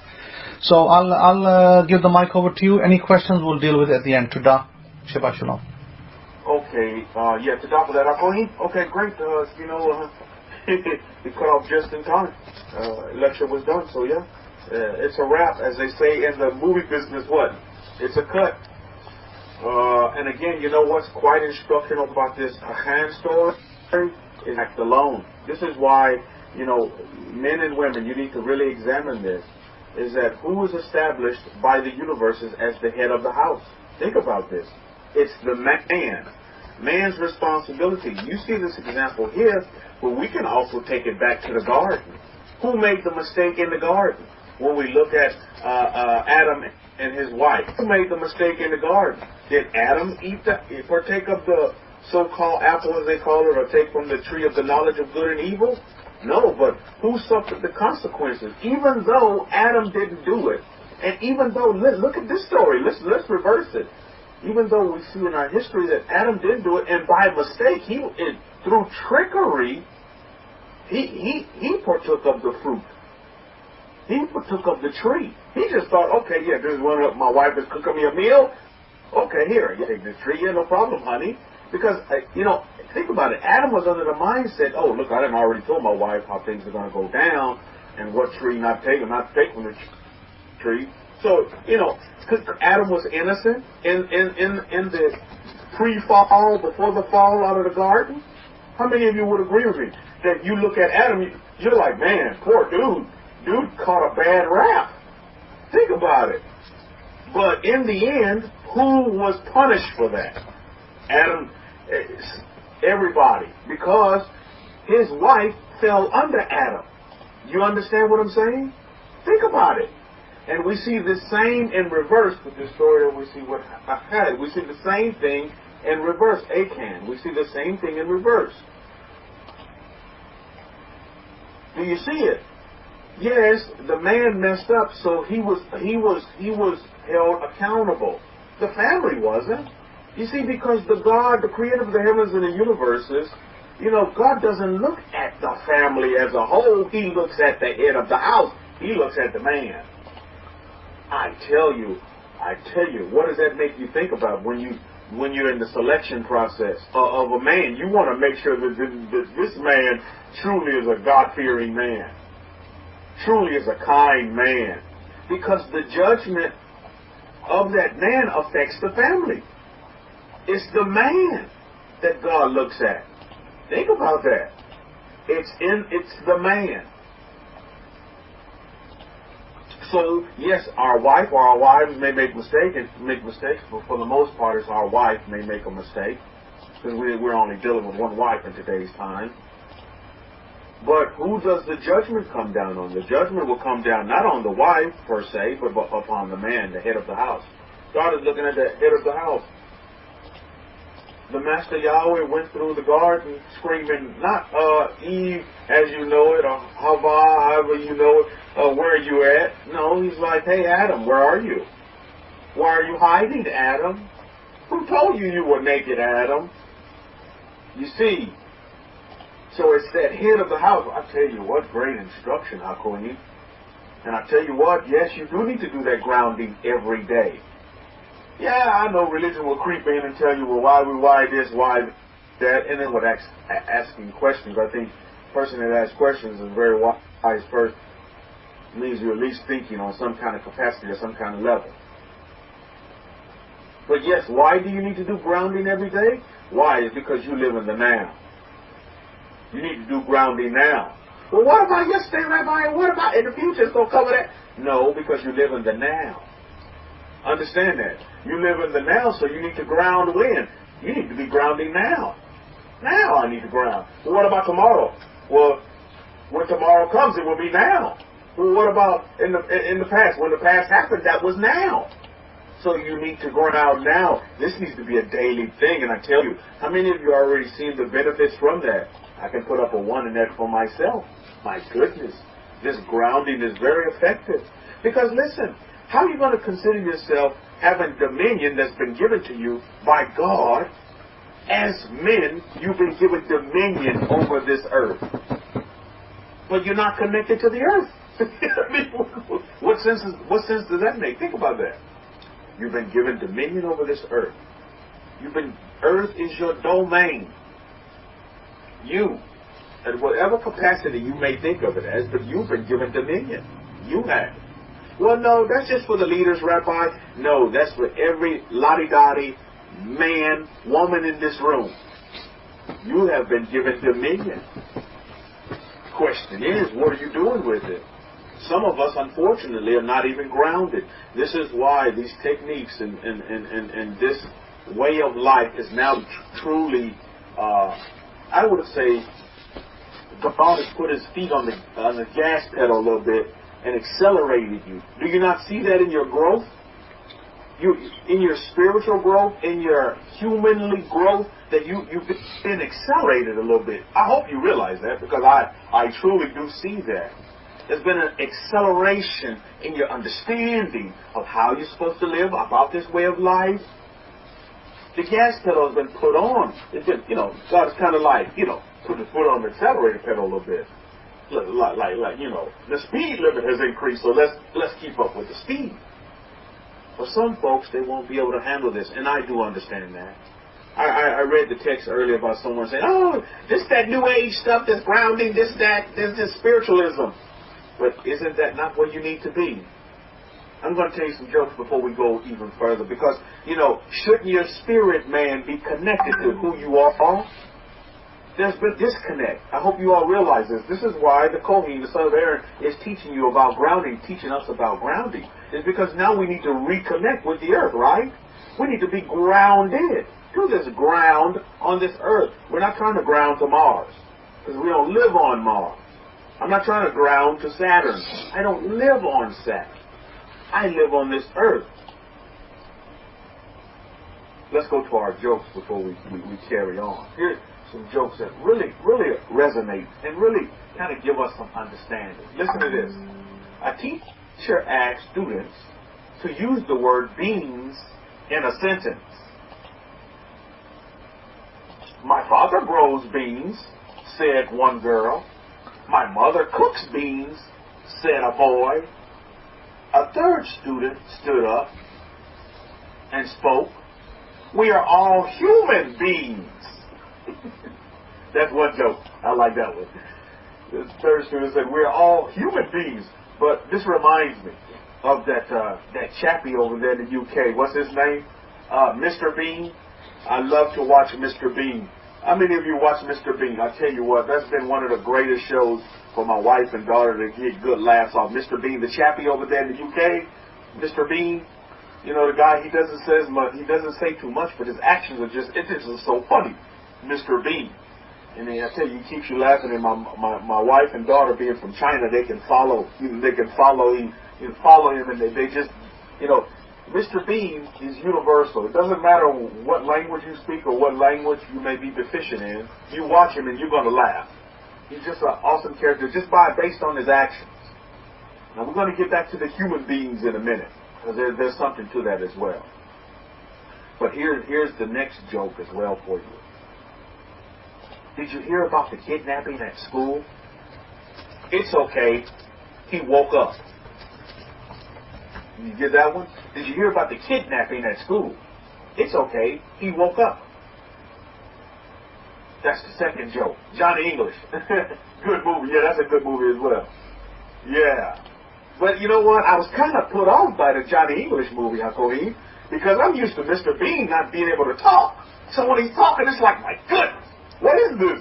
You know, I had to reset. I was like, wait a minute. Mr. Bean can actually say words and have a whole syntax, because I'm used to Mr. Bean not saying anything at all. But back to that second joke, which I thought, you know, there was a kidnapping at school. It's okay. He woke up. And see, this is what's happening. Do you know? Your human being, not being, but your human being has been kidnapped for a long period of time. And it's just now that you're waking up. Your being, your human side, your human being has been dictated by your brain, by your mind. Think about it. I'm telling you for a minute. When you really think about this, you'll see, well, dang, Rabbi, you're true. Your mind has hijacked you for a very long time, to where your human side has been dictated by your brain, by your mind, by what you think. He said something earlier that I thought was very interesting in the beginning of his lecture. As he was talking about our past experiences, he was like, you know, yeah, sometimes in your past experience you run into situations where you have these experiences and relationships to where you Monday morning quarterback these relationships, and you realize, oh my goodness, I done this wrong in this relationship. You know, that old baggage that you don't want to bring on your new journey. How many of you know what I'm talking about? Now I'll tell you, you see, you're going to have to learn. This is a great example about how your mind has kidnapped you. You've been kidnapped. Your being, you can never see your human being side, because you can never see the being side of the human that you are. Your true being. You know what I mean by the being, the B-E-I-N-G? I'm talking about the I am. Now the I am is being unleashed. The I am in you, Baruch Hashem, Master Jesus of Nazareth, is being woken up. And I say thank you. Thank God for that, right? Now you're starting to be exposed Not to your human side, but to that being side. Not the being, but the being side. And that's the beauty of what's going on here today. Now, I'll take you to a passage that we're going to uncover a little bit in our Parsha, that you'll see this brought out. Because, you know, in our Parsha, we're told about the menorah. How many of you have a menorah in your house? In your faith, you have a menorah. Put up an M if you have a menorah. You have a menorah in your house. It's a great thing. It's part of our heritage. It's part of our culture. It's part of our way of life. It's a good thing to have in your home. Great thing to have in your home. But let's read the verse. I want to read the verse first. And I tell you, if you don't have the Hidden Truth Break Scrolls, you need to get this Bible, add it to your collection. It's going to really help you with your understanding as students of nature and as students of the Bible. As you study the Bible, you try to understand, and your understanding, you're not saying you can continue to understand what you need to understand so you can get on with the Creator of the heavens and the universes, and you can really understand what God requires of you, what God wants you to do, how God wants you to live. Look at Exodus chapter 26, verse 35, and I read from the Hidden Truth Break Scroll. You shall set the table outside the veil, and the menorah across from the table on the side of the tent towards the south, and you shall put the table on the north side. Now, as you know right now, we don't have a standing temple. There's no standing temple. There's a temple in ruins in Israel in the south. It's there. I've been there with the Kohen. I've seen it. It's in ruins. There's a lot of rubble, a lot of rocks around, kind of covered over, you know, with plowed fields, and you see this nice, imagine nice green grass blowing and the wind just, you know, blowing through your hair. Very nice, peaceful place, very tranquil, very peaceful. I like it there. Very, very peaceful. And then when you look out, you can look over to, I think it was to the right-hand side from the direction that I was facing, and you can see the Valley of the Kings, and you see all those, the graves with the big old holes where they used to have the stones. I tell you, that's a really, really, really, really awesome place to be. But get back to the Hidden Truth Break Scrolls. If you don't have this Bible, you're listening via YouTube, you don't have this Bible, please get this Bible. You can purchase it on Amazon. You can purchase it on Lulu, LULU.com if you want a hardback. But the reason why I say this is because I want to read you a bit of commentary here that's written here, and I think it's very important, dealing with this verse in Exodus chapter 26, verse 35. And the commentary is this, written by the Kohen, the son of Aaron, Rabbi Simon Alter. The signs of the south for the menorah reveal to us the south side of man. Listen to this. Listen to this commentary. The south side of man, the heart, plus the temple, was in the south of Israel, revealing the placement of the menorah. The menorah, which has 7 candles but 3 legs on the stand, reveals the 10 attributes of Yahweh on the Sephirotic tree. The north side shows us the way of Shemayim, and the throne room of Yahweh is in the north side of our galaxy. Look at reference. He references Job chapter 26 verse 7, Psalms chapter 75 verse 6, and Psalms chapter 48 verses 1 and 2. The Messiah will come from the north side of Israel to teach the Torah to the Hebrew nation down south. Place of adoration. The place of the heart of man is also south of the body. The north is also known as the conscience of man. I want you to clue in on that. You have a highlighter, you have your Bible in front of you, you may want to highlight this in yellow, red, purple, whatever your color is that you like to use for your highlighters. The north is also known as the conscience of man. Satan attacks the north, hence why many nations of the world have the worst apostasy or unbelief in the north. There is an empty space in the north, and it possibly contains 2,000 Milky Ways, and the Milky Ways are probably about 100,000 light years apart. If men think they can reach Yahweh's throne room by spaceships, they are being mistaken. Now, that's the footnote. You see, this is the kind of juicy, meaty material that you're going to get in the footnotes of the Hidden Truth We Break Scrolls that beat any Bible out there. And I'm not, I guess you can say I'm partial because I have the Bible, but I'm not being partial. But I want to state the facts. You'll never find such a thorough Bible out there today. To date, you won't find it as the Hidden Truth We Break Scrolls. But I want to go back to that part where he talks about the North is also known as the conscience of man. You see, what we find here today is this. Is that unfortunately, you know how we say that, you're being mind controlled? Basically what you're saying is that you're living a life of unconsciousness. Yet you're living. You see, I want to talk today about conscious versus unconscious. When you're unconscious, what do you think about? What's the first thing that comes to your mind when you think about unconscious? I'll tell you what I think about as being a boxing fanatic. Hakohen says the hint of the consciousness, as most people will not be able to handle it if I'd gone any further. In the footnote, oh yeah, I agree, Hakohen. Because a lot of people will be like this person that was here earlier, light of God or whatever the call name was. They'll think you're now you're into Scientology or you're into the New Age and blah, blah, blah, blah, blah, blah. You're into spiritualism. Well, these are people that are literally telling you that they're connected to religion, religiosity. See, they don't want to be spiritual. They want to be connected to religion. And so, you know what I say? That's the endeavors to give you a shalom. Just like you left in shalom.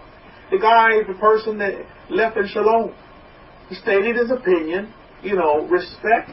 We can agree to disagree and respectfully disagree with people's opinions.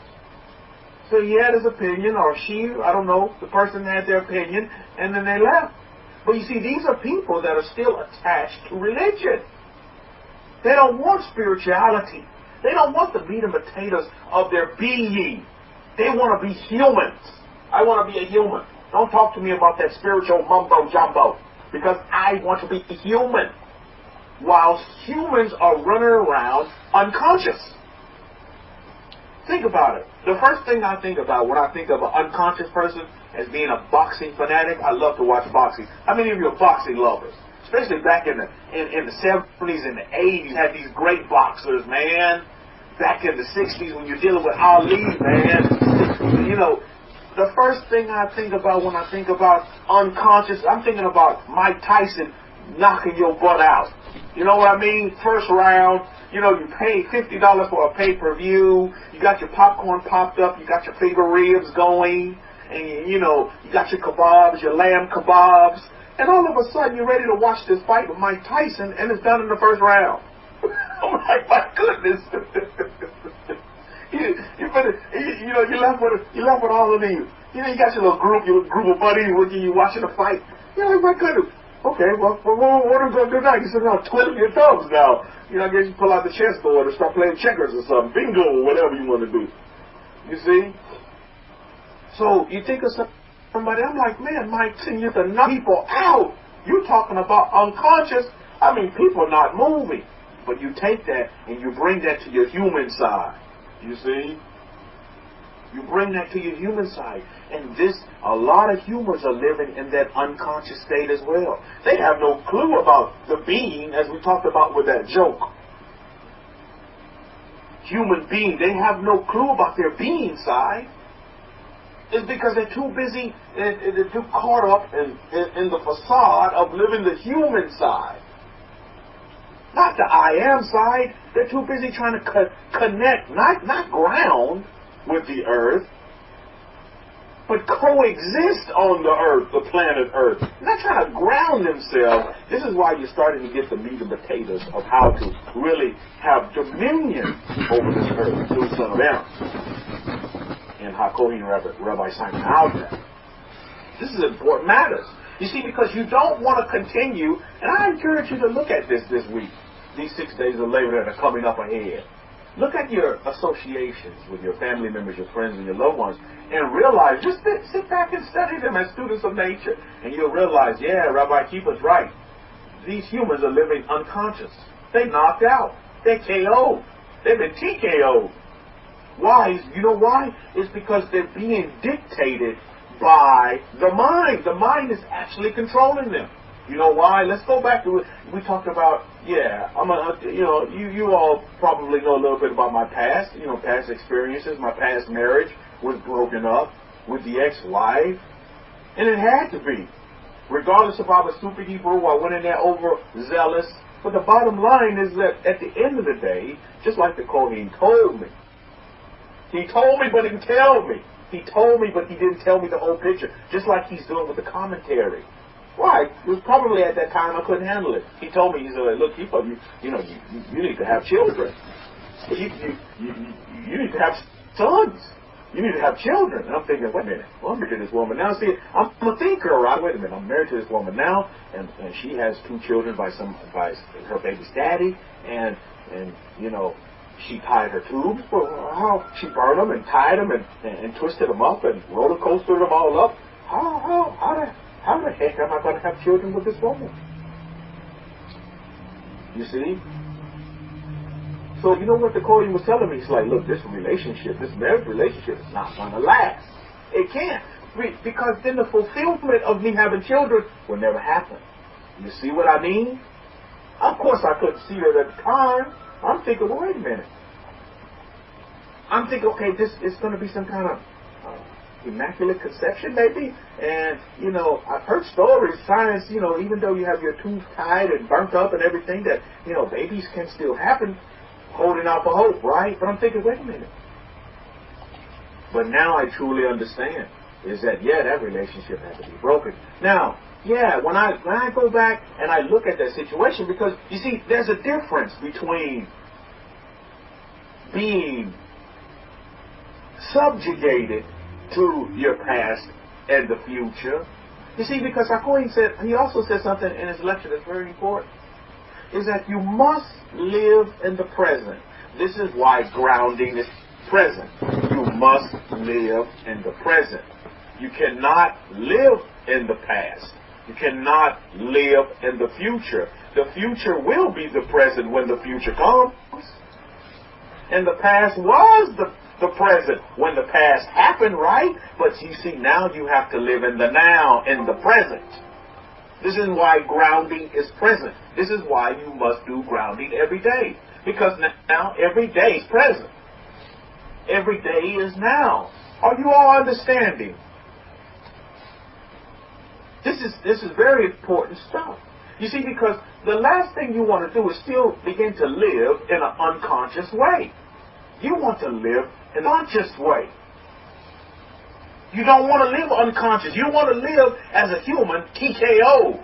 And there's a lot of people walking around here, they just knocked out. Because they live in the unconscious state. Conscious to what's going on around them.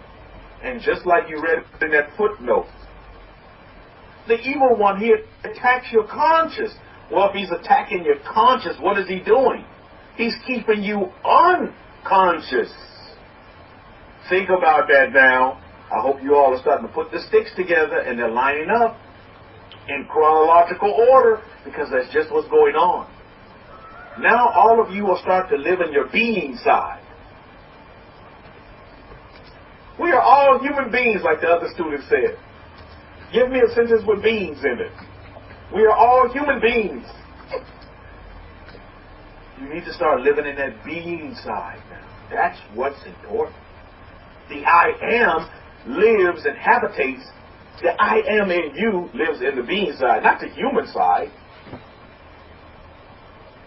Human side was dictated by what? By the unconscious. It keeps you in the unconscious because, you see, your human side, your mind wants to take over. And this is what happens, and you need to do this. And I'll tell you, I look at my past experiences with the ex-wife, and I tell you, I came at them like super Hebrews, overzealous, throwing away Christmas trees and the presents, Christmas trees still in the box and all of that stuff. But I sit back and I examine it, not to go back. You see, here's the kicker. Here's where you tell if you're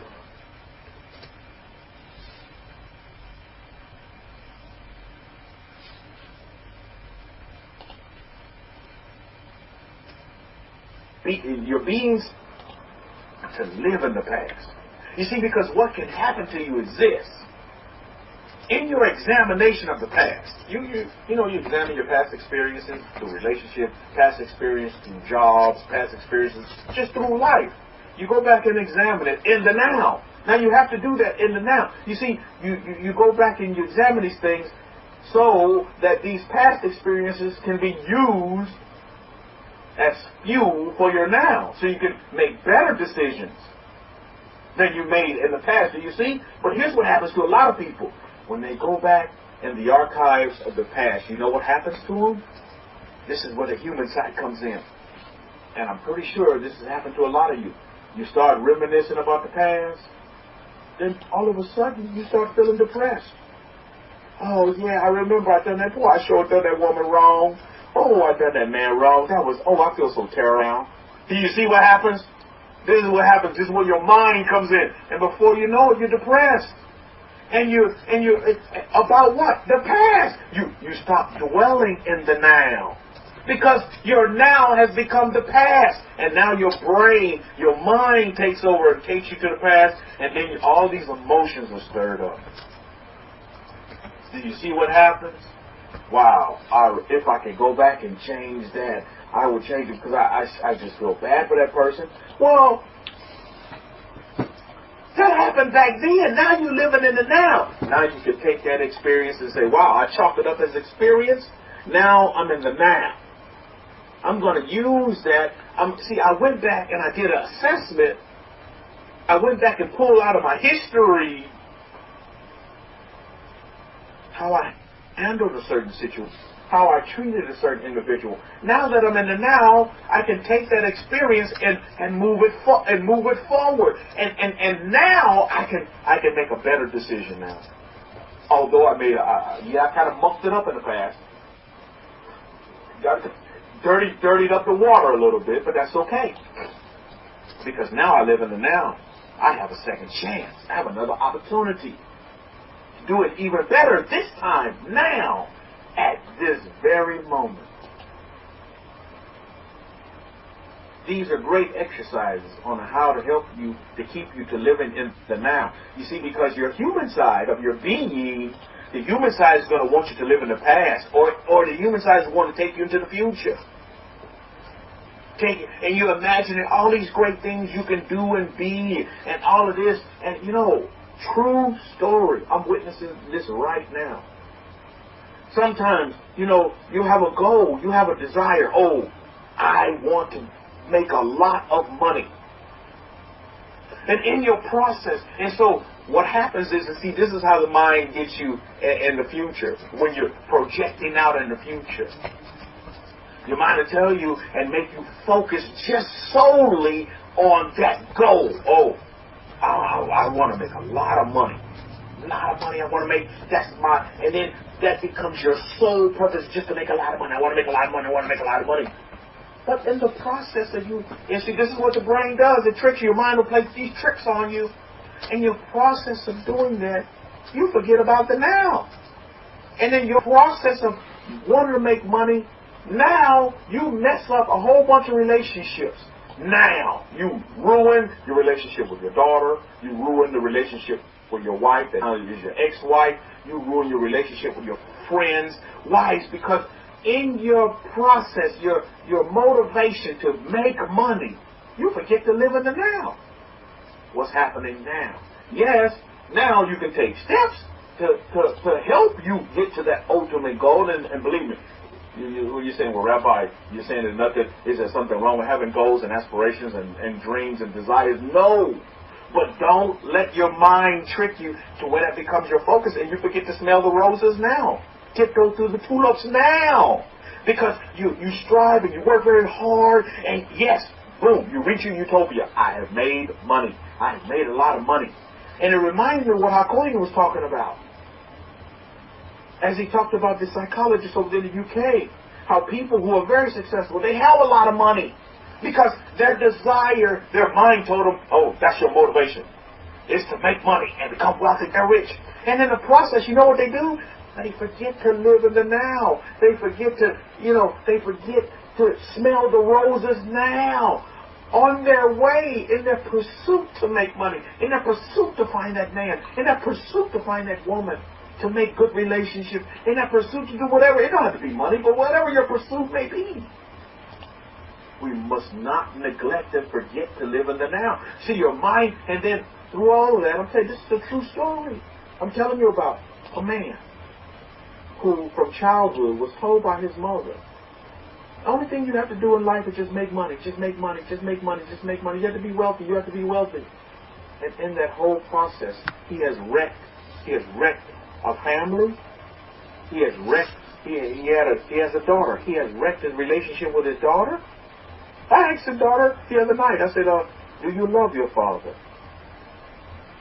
Then I asked her, do you love your grandmother? She responded very quickly, yes, I love my grandmother. I said, do you love your father? No response. She had to pause, and she was still pausing. I was like, wait a minute. Let me rephrase the question. Do you care for your father? Do you honor your father? Well, he was never there. He was never around. He never talked to me. He doesn't want to spend time with me. And I thought, wow, in your pursuit for wealth, in your pursuit for riches, fame, fortune, whatever it may be, do not forget to stay in the now, to smell the roses. I was thinking, wow, there's a lot of people in this world the same way.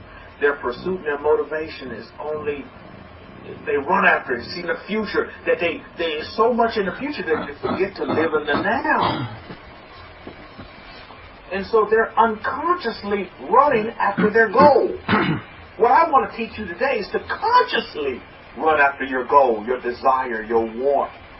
Consciously do it in the now, with your being side. Not unconsciously on the human side. You're just running after it. Yes, you reach your utopia. But when you look back on it, what have you lost in the process of trying to get there? Lost great human relations. Great friendships. Ruined marriages. How many of you know people that are just like that?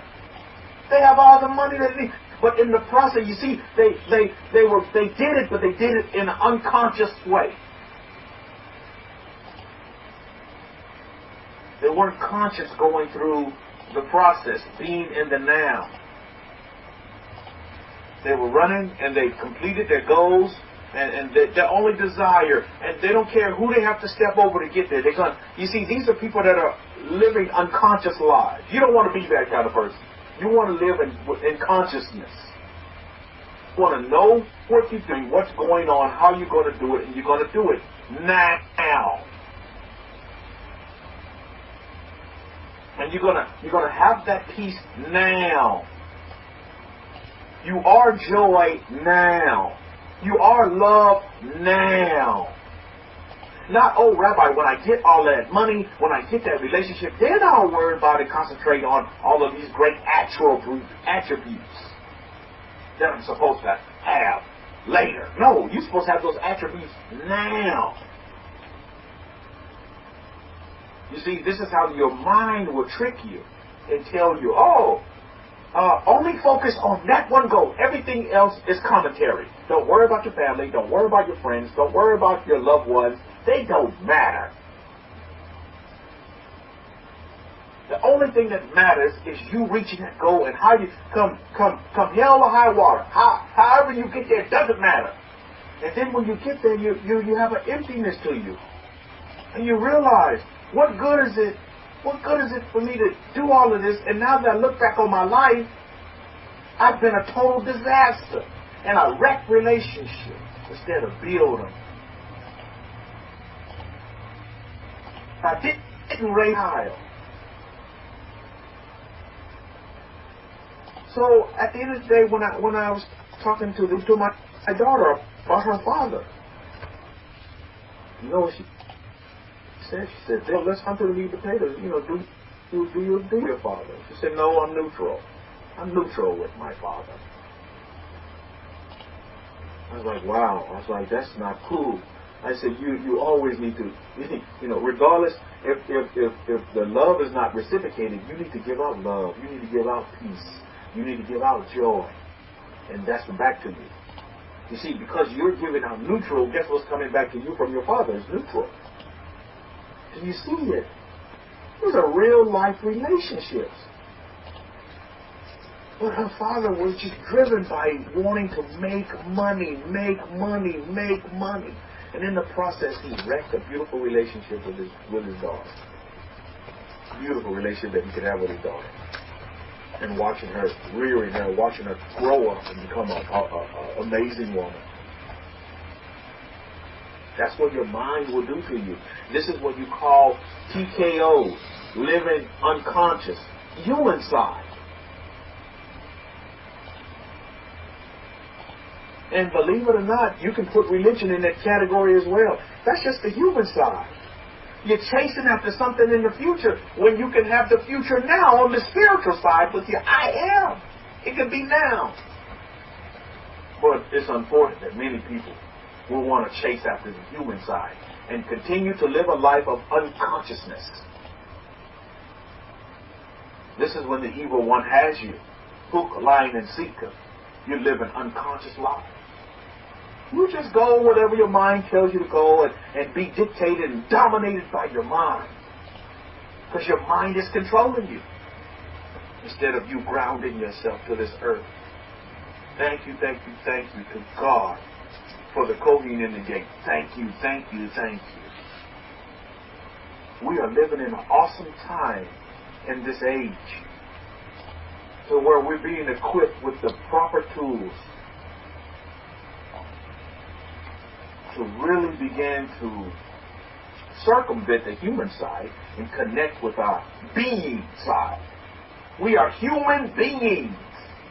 Yet many of us only associate probably 100 to 90% of the time with the human side. Human side deals with all the emotions and all of the past experiences, the future experience and aspirations and thoughts. But you see, when you live on the being side, you're living in the now. At this moment. Well, Rabbi, my family's always taught me. You see, I wrote this question down during Hakoi's lecture. Where do limiting beliefs originate? Where do limiting beliefs, where does that originate from? Your limiting beliefs, where does that originate from? Can you tell me? Any takers on that? When you look at what limits you on your human side, and you need to have these conversations, don't ignore the fact that you're a human. Because you're a human and you're a being, according to that joke. Oh, you're a human being. On your human side, where do these limiting beliefs originate? Do they originate in the present? I submit to you not. Where do your limiting beliefs originate? They originate from your past. There you go, Eddie. Your childhood. That's your past. Well, grandmama said this. Well, my mama said, that is your past. That's not the now. At this moment. You see, too many times, we don't even realize it, but we're living in an unconscious state, and we need to quit that. We need to start living a conscious state. You see, because the evil one will attack your consciousness. So when the evil one attacks your consciousness, what is he bringing you into? He's bringing you into unconsciousness. Do you not see it? That's when he has you. When you stay unconscious, oh, he don't have to mess with you. You're messing with yourself. Think about it. Think about it, Mishpachah. We need to start thinking. People call it whatever you want. Oh, this is New Age mumbo jumbo. This is, this is spiritualism. That's just the side you want to be on. Too many times in this life, as human beings, we only focus on the human side. We wait for the spiritual side when? Later. You see, later, in the future. Oh, I'll be spiritual later. Isn't that what religions want to tell you? Oh, you can be spiritual later. Oh, you're going to have wings and you're going to fly. You're going to be angels, blah, blah, blah.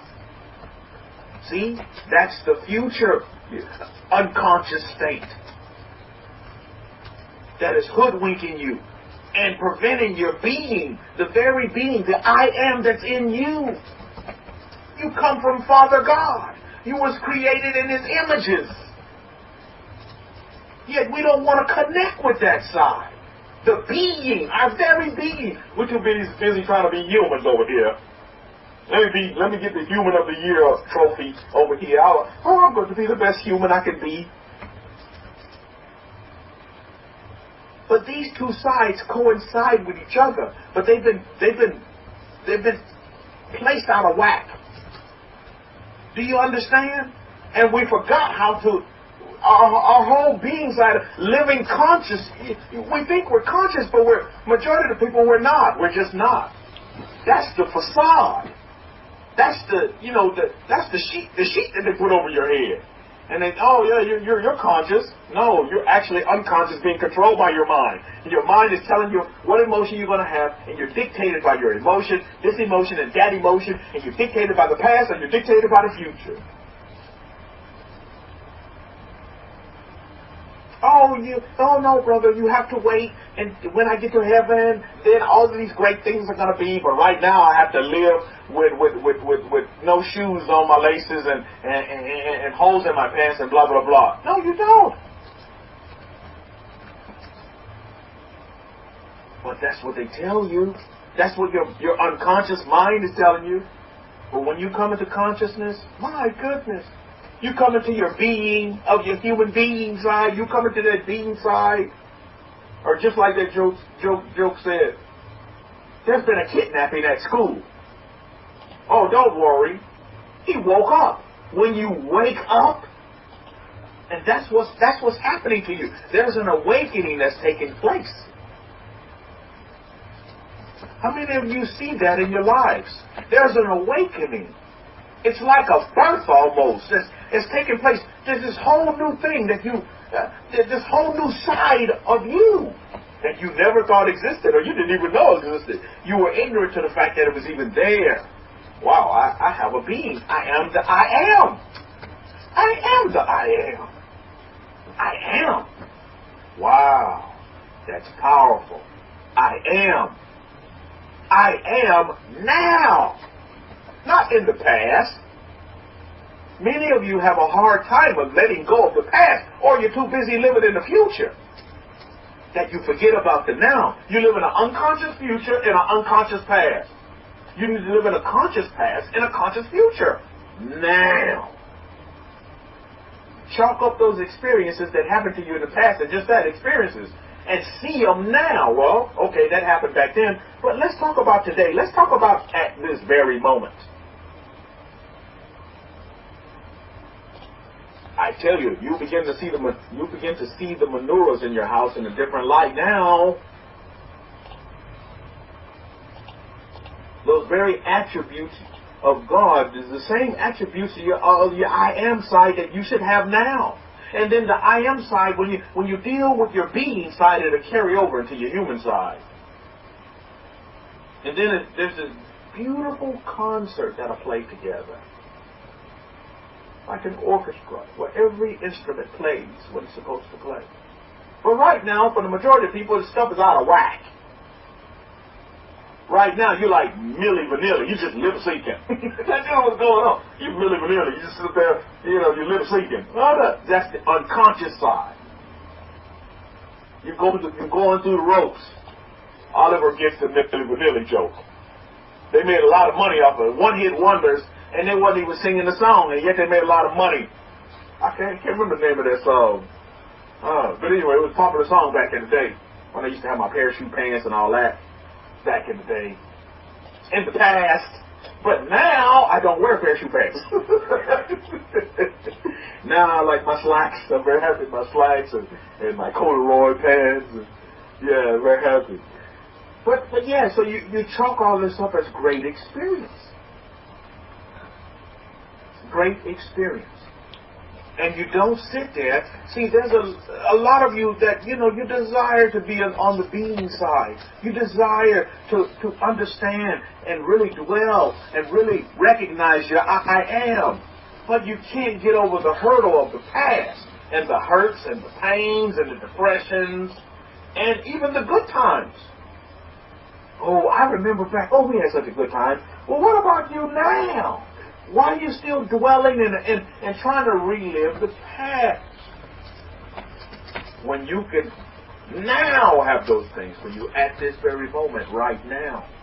Have those same very emotions and thoughts. You don't have to go back and do a total recall on the past and replay your whole... Now, it's good to just go back and assess that and then bring it to your now and say, okay, these were all great experiences that happened in my life. Some of them may have been bad experiences, but what good did come out of those experiences? I'm going to take that and I'm going to use that. You see, because what was meant for evil will be for the good. You see, everything that you think is, you see, your brain will tell you that it was evil. It was actually meant for good for you. My goodness, I had to get rid of the ex-wife so that I can get this wonderful heavenly wife now. And I can have a child now.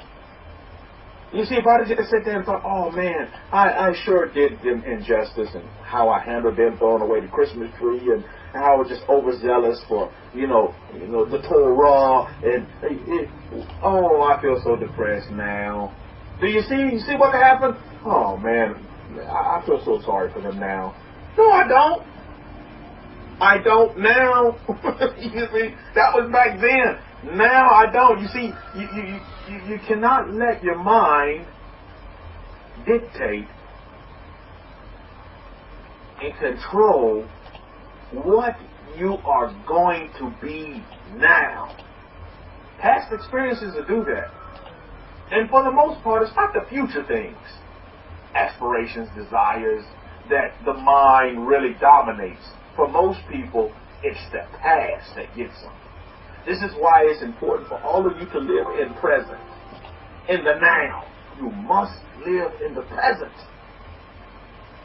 And you must recognize that you are not your mind. Your mind is a great, valuable tool that can be used to benefit you, but also can be used to tear you down. It can be used to uplift you, or can be used to tear you down. It's how you use that great tool, that mind of yours.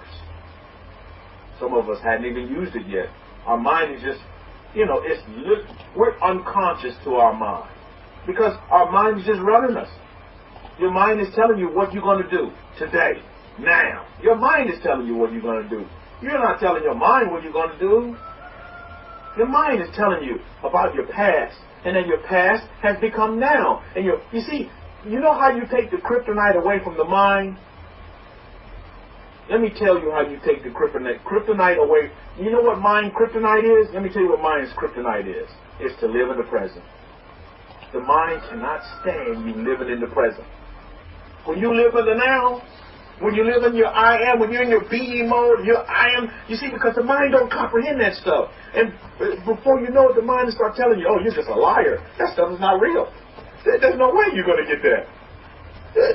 Your mind, your biggest battle is not with nothing outside of yourself. It's your biggest battle is with it's called conscious versus unconscious.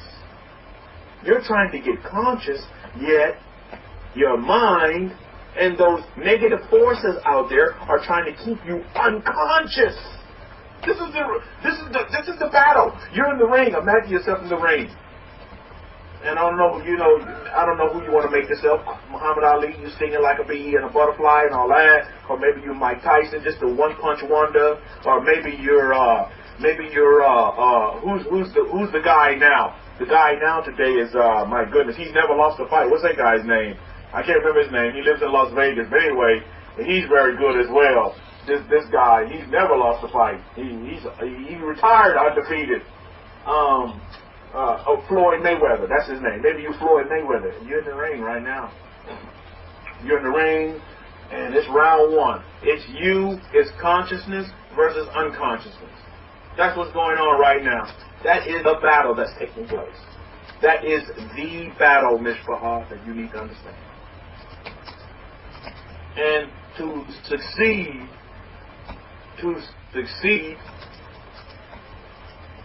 you must take control and knock out unconsciousness. And you must live conscious. I like Lennox Lewis was always, he was a gentleman and a scholar, and he could knock you out. Lennox Lewis has always been one of my best heavyweight boxers that's out there, because he did it with grace, and he did it gracefully, and he'd knock you out, and then he talked to you and hug you in a minute. I mean, that's just a great guy. You know, just a great guy all around. Lennox Lewis.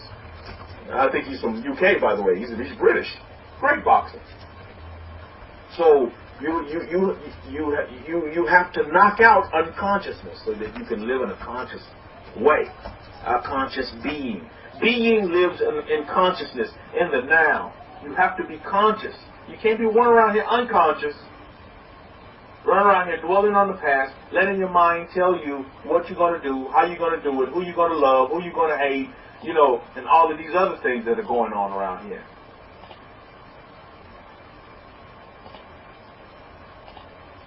And this is why the grounding and all these great techniques, and I'm pretty sure there's more things coming. More things coming our way. More tools that are going to help us. Because at the end of the day, what is the agenda at the end of the day? The agenda is to live the being side, the conscious state, in I am mode. Yes, you have to deal with the human side because you still have to eat, take care of your body, and do all these other things, go out and work your job, but you can do all of that in a conscious way and not just unconscious, like, you know, you just willingly, wherever your mind is taking you, that's where you'll go. You just sit down. And I'm pretty sure you notice this in your meditations. When you sit down, you'd be surprised how many things just flow through your mind, right? How many of you are noticing that? You're like, wow, where did that thought come from? Analyze the thought, you know, see the thought. You'd be like, wow, you realize how many things just go through your mind and flow through. You must begin to become awake to that fact. You must wake up to the fact of what's coming through your mind. And be able to put everything that's coming to your mind in its rightful place. While you're in the I am mode. While you're in the conscious state. Because, God forbid, you don't want these things, these ideas, these thought processes, this total recall that's taking you either from the past or it's coming from the future of where you want to be and how you see yourself. You don't want these things to dominate you because why? You want to live in the now. You want to be able to control all these things that's coming through. See them from what they are and don't give them any fodder. Don't put any flame to them. So that the little fire can become a forest fire. The little spark can turn into a forest fire. You got Smokey the Bear coming in there trying to take care of the matter. Don't want that. You want to acknowledge and recognize these things for what they really are. And these are thoughts. You're going to always have them. You cannot stop your thoughts from coming in. But you can control what energy you give to them. What vibration you put on them. That's what's important. You must, that's why living in the now is key. When you live in the present, my goodness, what does the past have to do with anything when you live in the present? What does the future have to do with anything when you're living in the present? The future is now. The past is now. It's now. It is right now. Now you are making the past. Now you are making the present. It is now. It is present. You're doing it now. You are afforded such a great ability, such a great responsibility as well. Because you've been given out much. Now the question is, what are you going to do? How are you going to circulate all of this information that you have taken in, these techniques? This system that can truly benefit you. Bless you. You already starting to see it in your lives already. How long have you all had the Bible sitting on your shelves and you've been reading the Bible? Or you've been listening to all this religious mumbo-jumbo. And where has it gotten you? But yet in just a couple of weeks, you see great miracles are happening in your life. due to your performance of your connecting and you're getting into the conscious state. Regardless of what's going on around you, you're still living in you're not unconscious, you're not knocked out while all these things are happening to you. And you write your own script, you write your own story, just how it's going to happen. Just like the woman from Texas, I call you sent me her testimony. What a great testimony. She wrote the script, yeah. I mean, goodness, if your car just turns into an oil rig and just starts gushing out oil, something's truly wrong with the car. But she said, no, I'm going to write the script. I'm going to write the story. Everything's going to be okay. There's no big issues. Well, all of this negativity is around you. Somebody has to be positive in there. Otherwise, you'll find yourself knocked out by negativity. Negative experiences, that's the past, by the way. Future negativity is this. Oh, you're never going to be nothing. You came from nothing and you're never going to be anything. You're never going to be successful. You're never going to have that good relationship. You're never going to have a child. That's never going to happen. And you put all your focus and energy on that, then you don't have no time for the now. You have no time for the present. Make present your priority. Make present your priority. Then you're truly living. You have to be present. All of you are waking up to the presence. And Baruch Hashem, Master Jesus of Nazareth, for that. I thank God that all of you now are experiencing some way, shape, form of the present. The present is the I am. Human beings. You're really starting to understand your being side. When you say being, what does that mean? Being. That's now, isn't it? Being. But humans will tell you to look at the past. Humans will tell you, oh, let's worry about it. Let's think about it and focus on the by and by. No, I want the now and now. What's happening now? Sometimes we can be guilty of this. Not living in the now. And we look back on our lives. This is why I said, man, what? I have a 14-year-old daughter over here in my place. And I'm like, my goodness. You know, I'm probably missing out. What? These great moments in time that's happening in this young girl's life as she begins to evolve from a little seedling into a beautiful rose. What I don't want you all to be guilty of, and this is why it's so great on in the present, is that you see things in a different light when you're present. You really appreciate and you have gratitude and you give thanks and you say, and thank you for the birds. Thank you for the grass. Thank you for the clear skies. Thank you for the rain. Everything becomes now. And that just brings such a great humility to you. You become humbled by the now. And you see what's really important. And you see the evolution. And you see a tree in a different light. And you see a squirrel in a different light. And you see your neighbor in a different light. You see them in the now. And you appreciate them. And you thank them. And you know what I mean? It's a beautiful thing.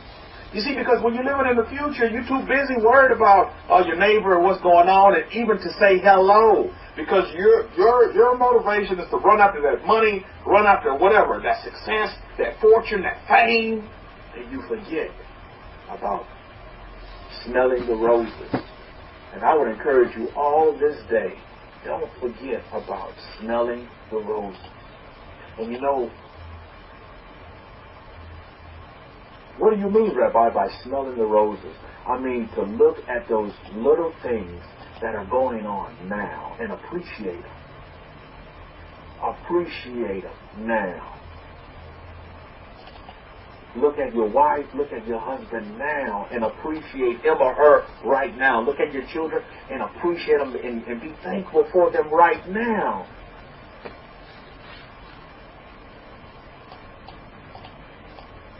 pets, your plants. Now appreciate them and give thanks.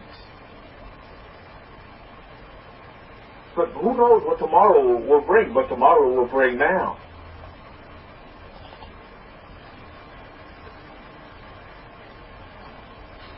You see, it's these things that are important. It's these things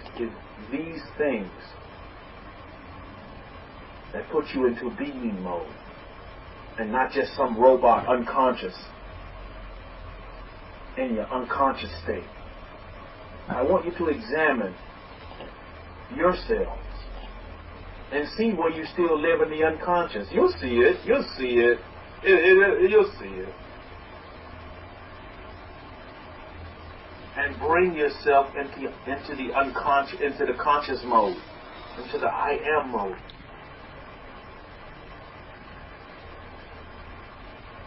Well, how do I do that, Rabbi? Well, you say this. You say, well, what's happening to me right now? At this moment. See, that'll pull you into the present. It'll take you from the past. It'll take you back to the future.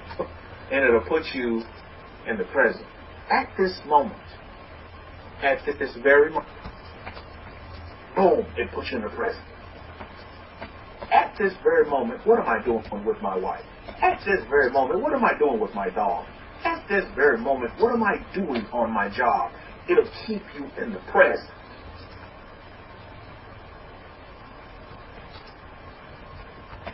How many of you in this room want to be in the present? I want to be in the present. I want to be in the now mode. I want to continue to understand how to dwell in the now. Why? I don't want to give fodder to the evil one to keep me in the unconscious mode. Because that's where he wants you at. He wants you in the unconscious mode. He don't want you to be in the consciousness. Oh my goodness, no. He doesn't want you to be in conscious mode. Far from the truth. So he'll attack you in the north. Where's the north at, Mishpah? The evil one will attack you in the north. You thinking he's attacking you in the south. You see, that's where that unconsciousness got you wrong. Oh, Rabbi, they broke my heart. He broke my heart. I'm not going to survive. Well, where are you now at this moment? Is your heart broken at this moment? You wouldn't be talking to me. I'd be visiting you in the hospital. Hooked up to an EKG machine, right? Put you in the now. That's what's important, Mishpah. We want to be present.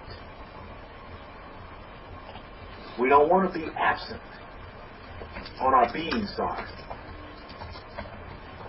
You see? You want to be in the present.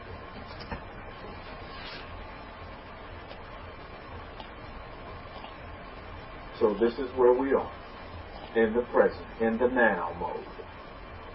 But in our lives, in our own very human nature, and have a human side that we have to deal with,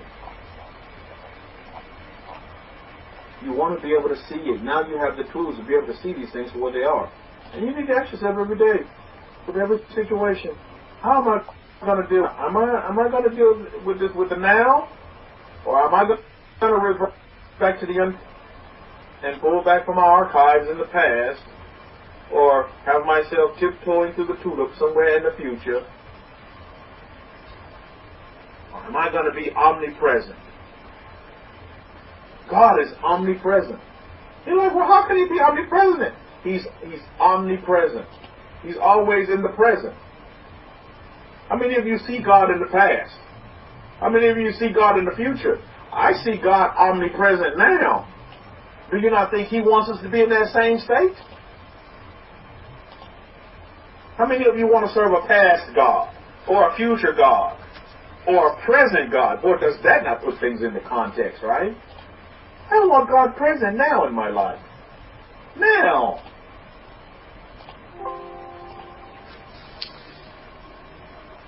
These are things that we must consider. Because remember, the attack is going to come from the north. Where is the north in your life? This is why we're having this discussion, this lecture today. It's the mind. It's the brain. That's where the attack is coming from. Yet all of you are pointing your finger at everybody else. Billy Bob and Sally Mae over here and this person. You're pointing your finger. Well, you're missing it. Because you know why you point your finger that way? Is because you're living unconsciously.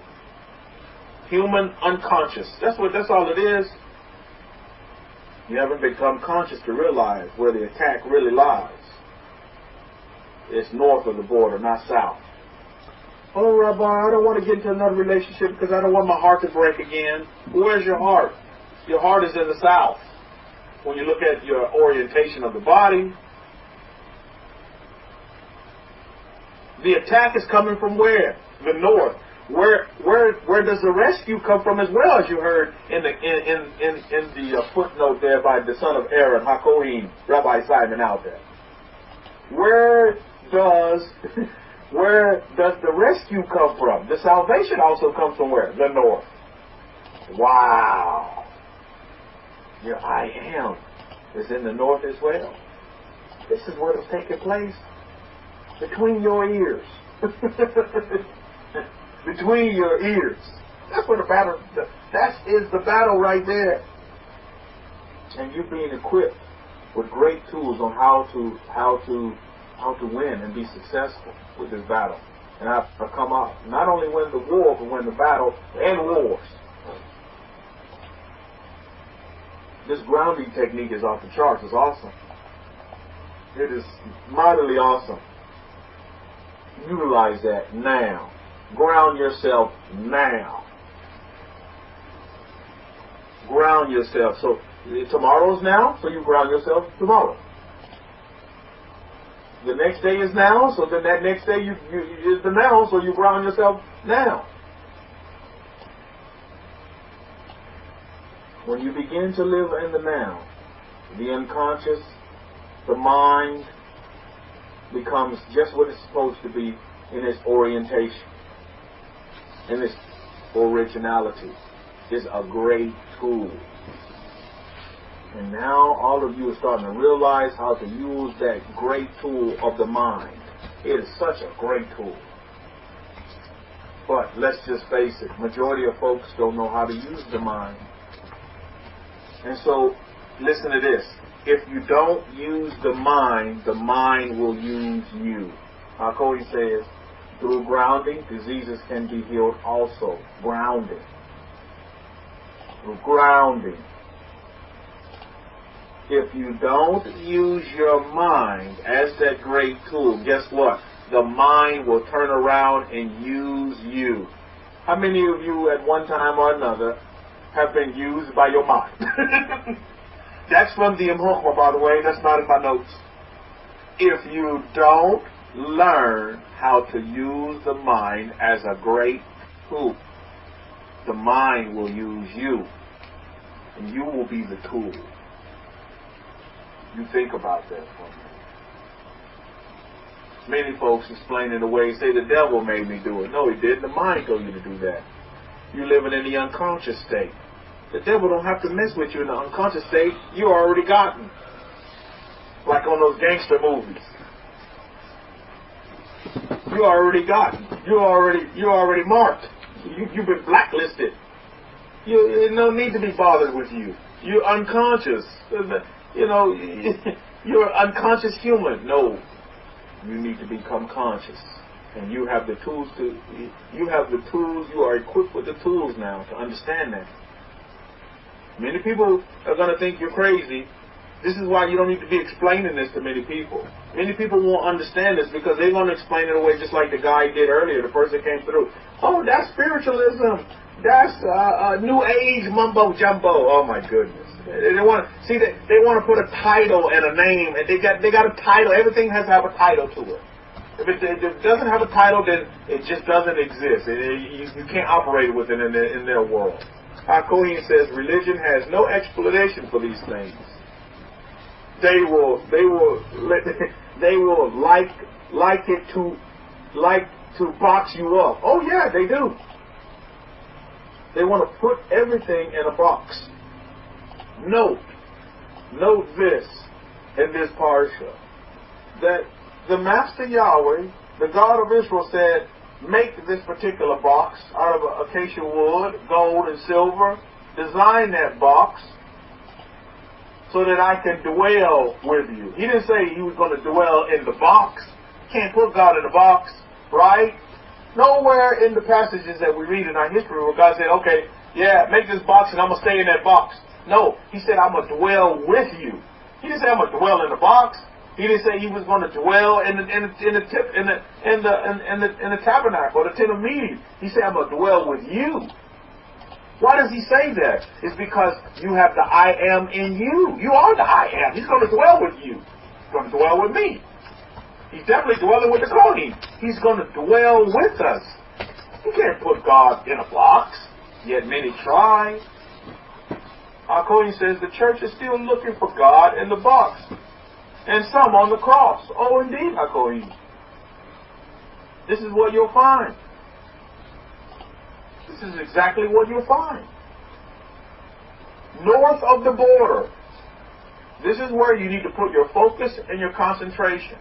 You know, I like to watch these war movies, you know, ancient war movies, especially, you know, these ancient war movies, you see, wars when, you were fighting with men. not with material, but with men.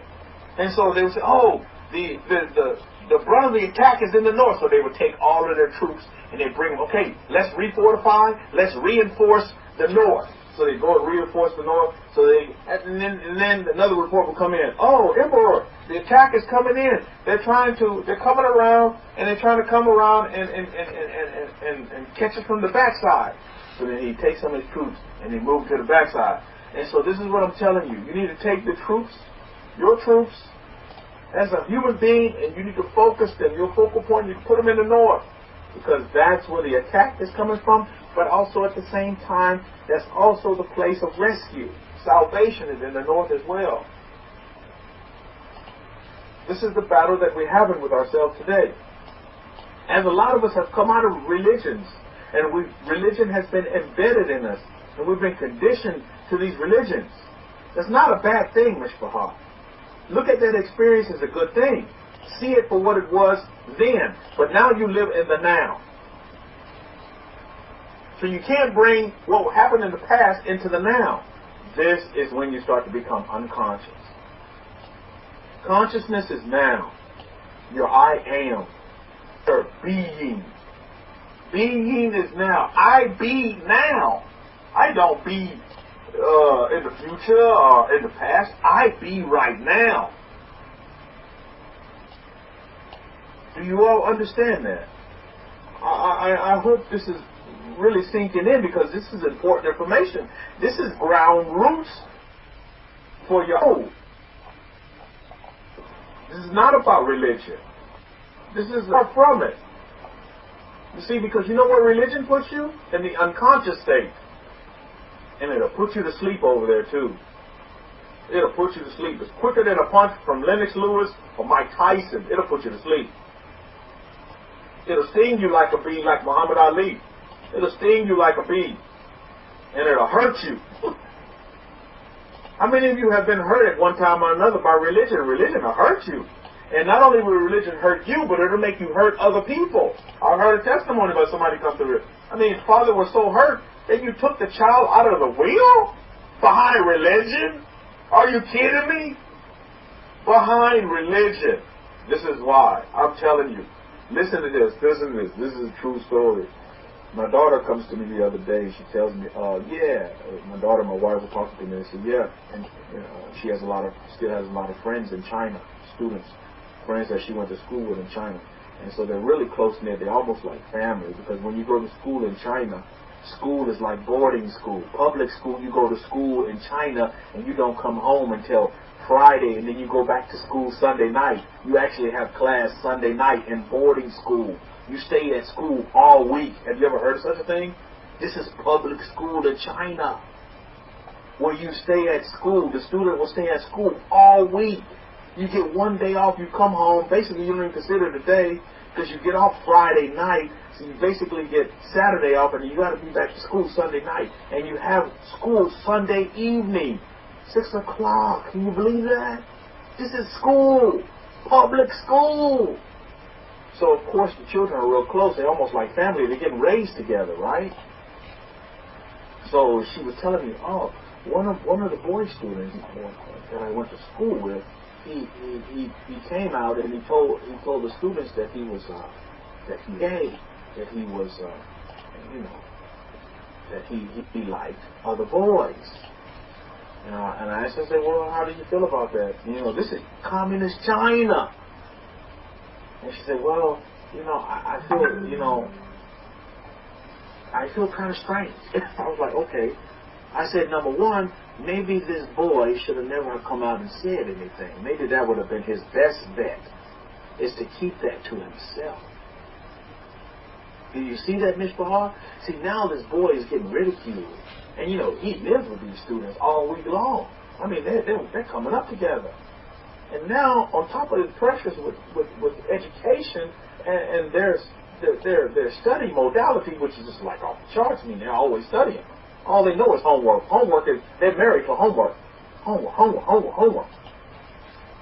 And so on top of all of that, and the pressures of succeeding and becoming successful and blah, blah, blah, and the pressures of the parents, now he has to deal with his sexual orientation, that he likes other boys. And he come out and said that. See, sometimes it's better for you to keep things to yourself. I've learned that. So in retrospect, as I look back on my life as well, in my experiences, sometimes it's better for you to keep things to yourself. But then at other times you have to balance that scale off. You can't always keep things to yourself. Sometimes you must come out and speak against some things. So you have to balance that out. And you have to know, you see, if you're living in the unconscious side, you won't know when. See, this is why I know this little boy, he's living in the unconscious side. He's just speaking out things in his mind. He wants to be free in his mind. He's telling him to speak. Some things is better for you to be kept silent for your protection and for perfect harmony. I'm learning a lot about harmony. I'm going to tell you. The universe loves harmony. How many of you like harmony? I mean, you never even used that word this past 6 days of labor. Well, harmony, that's a great word, and that's a great state to be in. Harmonious state. You'll find harmony in music, in nature, in everything. We're finding it in the Forex. You'll find it in the markets. You should find harmony in your relationships, right? You should, harmony, I mean, that's, to me, that's almost, it's up in echelons with shalom, with peace. Harmony. Harmonious. You just want things to flow because they're supposed to flow that way. Because you just want things to be because they're supposed to be that way. Then comes the introduction of the human being. And then throws all that out of whack. And tells you things that are just not true. And turns harmony into a bad word. A 4-letter word. Like cook, clean, dishes, dust. No, joking aside. But yeah, you run into these things. So you want everything to flow in a harmonious type state. And sometimes to keep the harmony in, you have to button it up. How many of you are realizing that as well? You have to bite your tongue. Sometimes you have to be wrong to be right. Whilst a lot of you, I can't be wrong. This is the truth, nothing but the truth. So help you God. But sometimes you have to be wrong in a relationship. You have to admit, I'm wrong. But you can be totally right. But being wrong is right. I agree with that psychologist I call him. Sometimes you have to lie. If lie makes you feel good, if lying is gonna keep the harmony, hey, lie baby, lie. Lie baby, lie. If it's gonna keep the harmony, if it's gonna keep the peace, then you need to lie yourself away. I see that. Because let's face it, could we not say that everybody in a religion is living a lie? Think about it. So you're going to go through and tell, you're living a lie. No. You just leave them to it. Sometimes you have to button it up. You don't have to tell people what you are. Let your actions speak for you. They'll see what you are. You don't have to tell them what you are. Oh, I'm this, I'm that, blah, blah, blah. No. You let your actions speak for you. We all are humans and we want to live in harmony. We want to live in harmony. We want to get along with one another. But as you know, in this world there are many biases. How many of you listened to the State of the Union speech by President Trump? Anybody listen to it? The State of the Union is strong. Did anybody else listen to it? I'd like to know. If some of you took the time to listen to the state, at least some of it, maybe you didn't catch all of it because it was quite long. They said this is one of the longest State of the Unions that a president has ever given. Which I think in this time was necessary.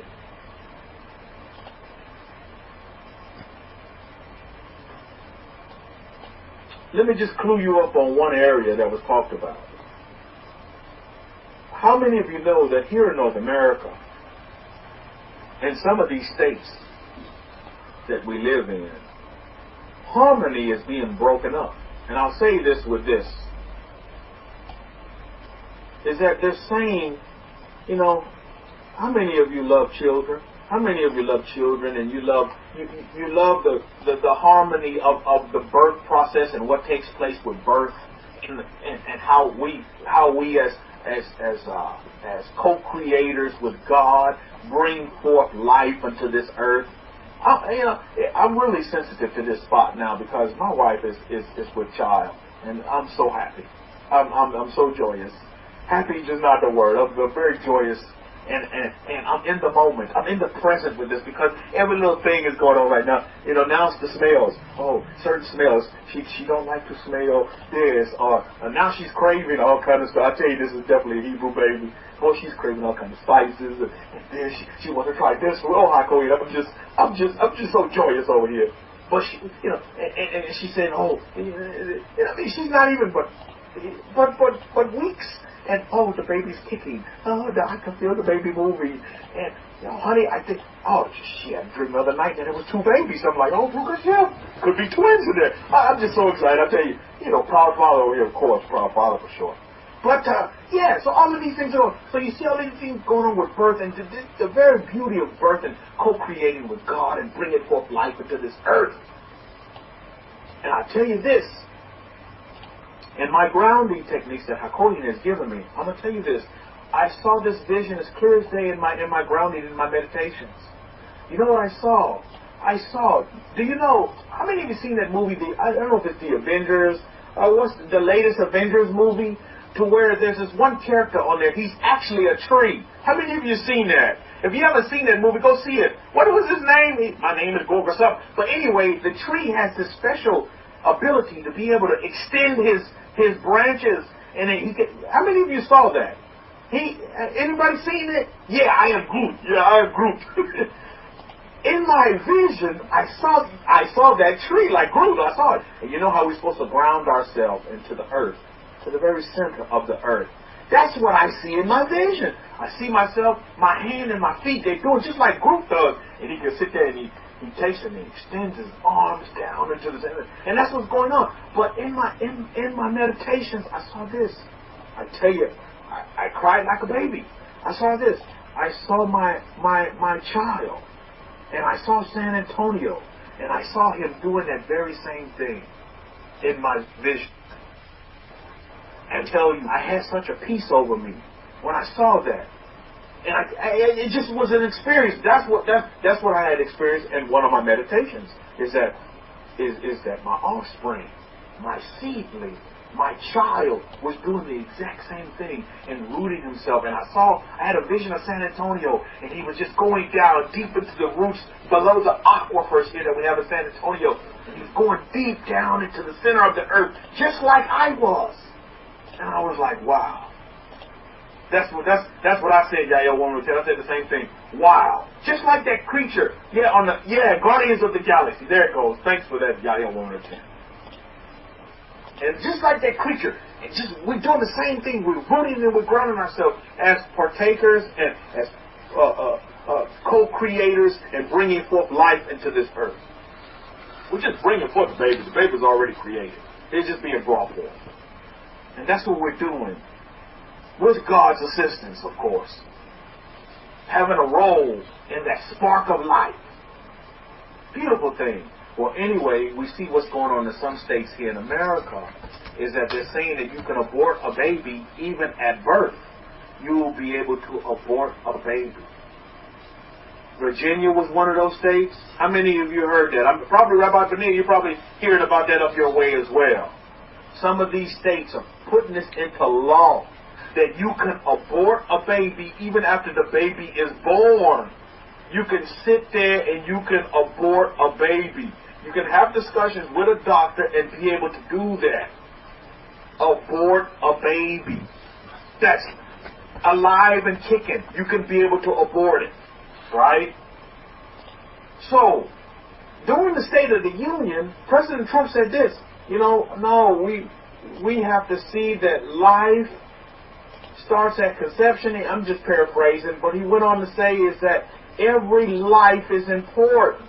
And then the camera, how many of you saw it? The camera saw that some people got up and applauded, and like half of the people didn't even applaud to the right to life and to a baby having life that's already just born.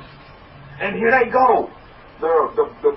Of course, that was like the thing. Everybody, oh, did you see? This person didn't stand up, didn't applaud this, and this, that, the other. They're murderers, and this, that, and that, and then this. And that, you saw that? And I was like, wow. People can have their reasons for whatever, this, that, and this in here, and pass judgment. But do you see how religion, because believe me, Christians, they, when it comes to that, they're all guns are blazing. So you have to be careful. Sometimes it's just best not to say nothing, regardless of what your stance may be. We have to learn to be sensitive. And a lot of unsensitivities are going on here in America. But I tell you this, you just sit back, pop your popcorn, and watch what's happening. How many of you realize somebody named those states? Stop with that, J. Meg for doing that. Some of these states that did enact these things, you just sit back and pay attention. You just sit back and pay attention to what's going to go on in these areas. It's already happening in Virginia. Do you not see what's going on in Virginia? I had popped some popcorn the other night watching this thing. I was like, my goodness, this mayor is getting back shot. What was it? The governor.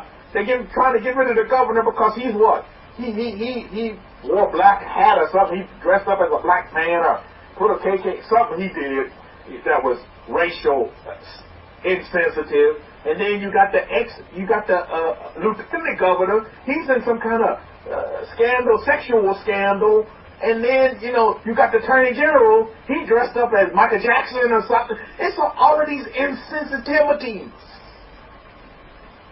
stirring up. Luxury Class said he posed with costume as a KKK member. Oh, yeah. So, do you see what sparked off? And do you know what they said? Even the media saying, do you know what? All of this stirred up from them enacting this abortion law that you can abort a baby as soon as it is born. There's no terms on it. Now, from that, we turn into this. So do you see how the universes has a way of keeping the harmony? And when there's disharmony, do you see what the universes give you back? Well, disharmony as well. Do you not see that? All you got to do is sit back and watch it. You don't have to say anything. Because, and a lot of these people that in our government, these are leaders of our government that taking a stance with this abortion law, you see. They're taking a stance with this. And they're saying, well, it should, and I'm guessing they're thinking, well, maybe we should mind our business when it comes to this and leave it up to each individual case. And so they can't apply, well, just keep every baby alive and life right for life and blah, blah, blah. So we must learn to be sensitive to the insensitivities that other folks may have. I would encourage you to sit back and pop the popcorn and watch these things unfold, you see. Luxury Class said, I guess I'm going to need to go to Virginia to be the governor. fill in. I'm telling you. I mean, when you go down the list, luxury class, let me see. You got the governor that's in trouble, lieutenant governor in trouble, and then you have the attorney general in trouble. Then who is next? Who next man up? You know what I mean? But this all stemmed from what? Where did it all stem from? It all stemmed from trying to break up harmony. You see what I'm saying? Trying to break up harmony. The flow. You're trying to break harmony up. And thus, when you try to do that, then what does the universe do? It brings that right back on you. A hot mess. Now, I know New Jersey's trying to get that law passed as well. So let's just sit back and see what goes on in the great state of New Jersey as well. We see what's happening to the great state of Virginia. Boy, they have some good fish there in Virginia. They make some good fried fish there. I know how Queen, you pass through there, you know that area as well. You can get you some good fish in Virginia. My goodness, fresh off the Chesapeake, baby. My goodness. So, you know, these are the things that we have to look at. The insensitivities and not being sensitive. Rabbi Benia has a question. Question, Hakoyi Chief Kefa. When it comes to grounding, as the case with Akan, for as an example, once a particular problem is found out which was hidden, which should have been or had adverse effect on an individual or family member, how should it be dealt with when it comes to forgiveness and restitution? Well, we'll leave that up to the Most Highest, right? Now, although, let's just say, Akan died, right? Could we say that he let's just say, could we say that he's gonna meet a bad end because of that? Yeah, he made a mistake, and he paid for his mistake by having his life shortened. Although he was an old man to begin with, he still maybe could have had many years left. You see? So would that not be payment enough? Who knows? But again, I don't want to put myself in the judgment seat. I just had a holiday in last night, and I don't want to put myself in that echelon of a judgment seat, because that's not my place. You see? But we see how it was dealt with. Hakoni said case-by-case basis, based on mercy. Case-by-case basis. And that's how we need to look at every situation. So as we sit up here and we may have our opinions here in North America about right for life, blah, blah, blah, and blah, blah, blah, same way with that. You have to look at it as a case-by-case basis. And just because somebody didn't get up and applaud during a time when you think you should be applauding, again, even you have to look at that case-by-case basis. Case-by-case basis. As being in the pediatrics field, I see a lot of these babies are born with some very, very, very bad situations. So you have to look at it, each case as a case-by-case basis. And, you know, client-doctor relationship, patient-doctor type relationship, and I think that's more on the private front.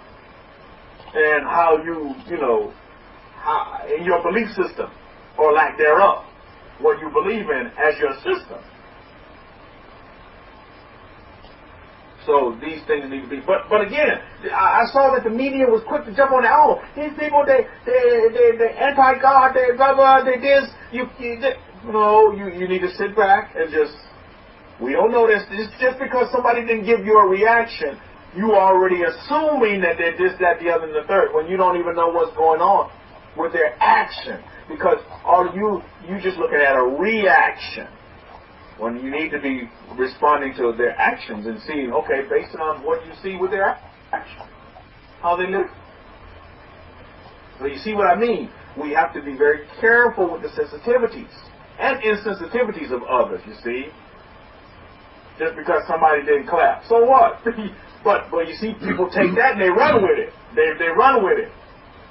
They run with, oh no, you didn't agree. You're a baby killer. Oh, you see what I mean? We have to be careful of that. We have to be very careful and guard against being insensitive to anybody's situation. And that comes with being judgmental. And when you're in the unconscious side, that's going to be one of the key things. You're going to be quick to be judgmental. You're going to be judging everybody. Judge your dog, judge your plants, judge your neighbors, You're going to just be judging. You see, that keeps you unconscious. That don't keep you in a conscious state, because you're in a conscious state, you're only worried about you trying to take care of self. You can't be, you're minding your own business. You don't have time to be minding other people's business, you see. You're too busy minding your business. You see what I mean? And so that's where you are. And that's where we find ourselves today. And we have to be very careful not to be insensitive to others. Just like my daughter was telling me about the boy who has sexual orientation that's not that of the quote-unquote norm. You don't want to be insensitive to this boy just because he did that. You still, that's what he wants to do. You respect his opinion, even though it may not be something that you agree with. Same way with your own family. Let's bring it closer to home. When you're dealing with your family members, friends, loved ones, maybe husband and wife, they may not believe and have that total belief system, or have sensitivities that you don't like or that they don't like. But how do you keep the harmony? That's the question. What harmony come into the mix? I was asking my daughter, well, what would happen if the earth just stopped moving? It just stopped rotating around the sun. What would happen? What would happen? If it said, no, I don't want to keep the harmony of the universes anymore. The harmony of the universes is locked. It cannot be changed. Even though we try to change it from a human standpoint, you can't. You cannot. You just cannot. So be very careful and mindful of that, because there's a lot of insensitivities and sensitivities that one may have that you don't even know you have. They're just brewing up in you. You don't even realize they're there, so that you need to deal with them. A lot of insensitivities. Quick to pass the judgment.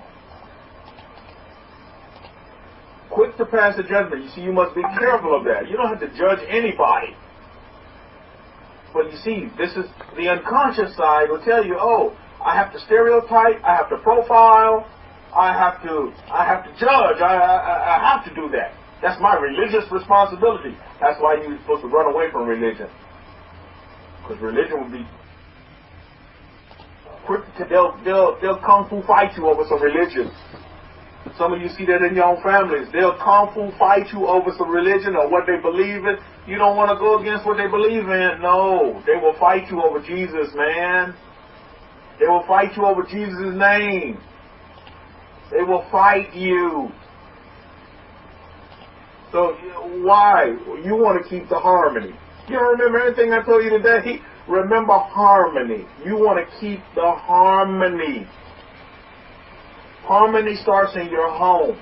If you don't have harmony in your home, do you expect to have harmony outside of your home? I know some of my colleagues don't want to go home because there's no harmony. They're working triple, double overtime.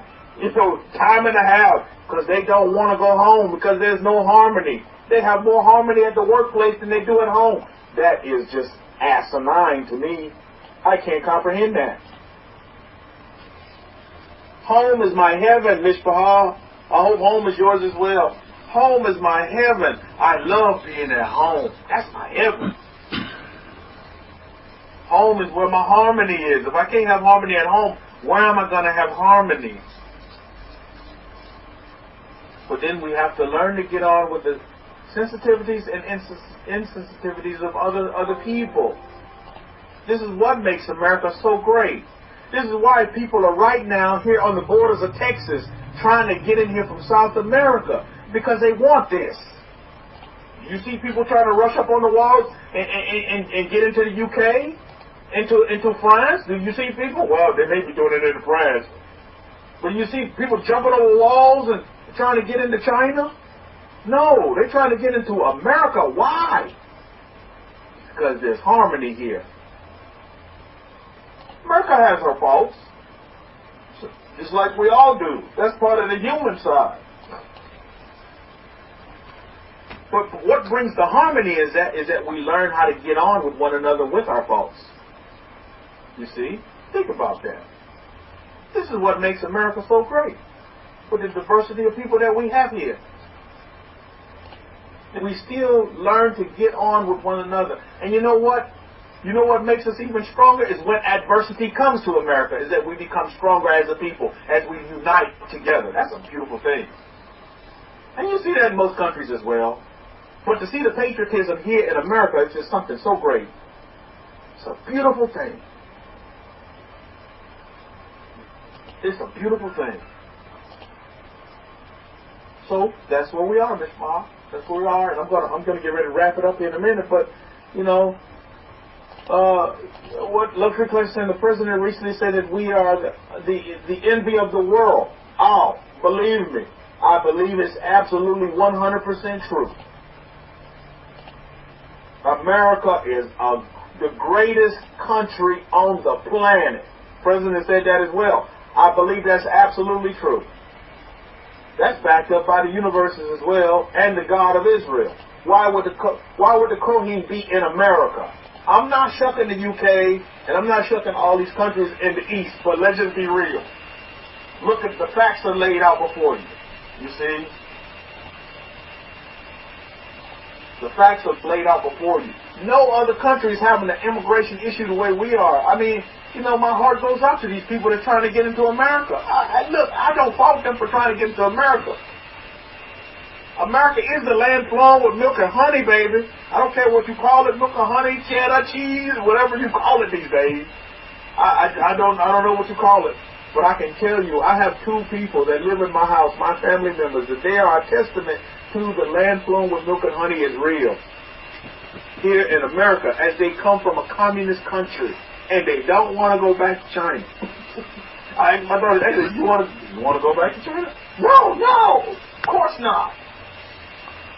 When you're drunk from the land flowing with milk and honey, you don't want to go back to bitter herbs.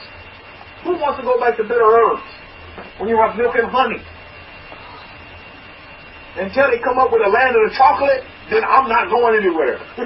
They come up with a land of the chocolate, then I'm packing my bags and my dog and my family, and we're going to the land of the chocolate. But look at it. What is chocolate made out of? Milk, right? There you go, Rabbi. You know the deal. Chocolate is made out of milk, so I need to probably stay here. And it's made out of the sweetness and the sugar, the honey. So yeah, I'm in the right place.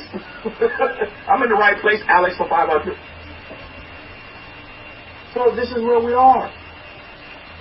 You think about this for a minute, Mishpachah.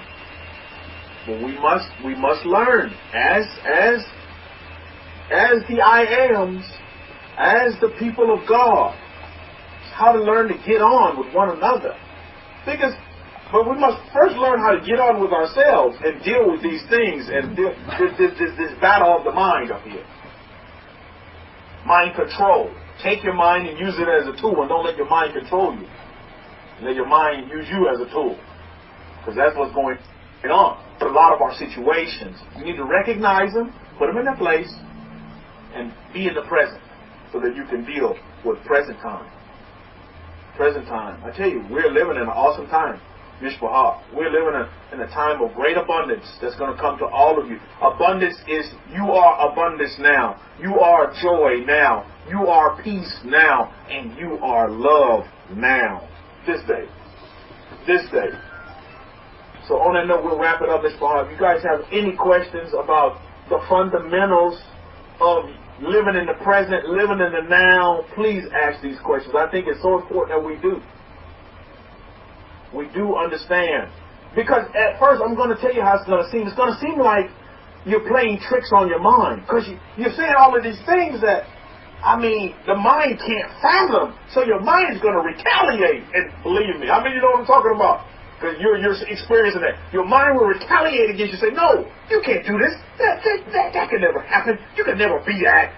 Why are you doing this anyway? This stuff is ridiculous. Blah, blah, blah. No, that's never going to happen. How could you ever think of something like that? Well, how is that going to happen? You see, your mind is retaliating against you. And you just got to let the mind know, look, you're just my mind. You're my mind. You're a great tool. You don't control me. You don't run this show. I'm running the show now. There's a new boss in town. And you need to take control back, Mishpachah. That's what you need to do.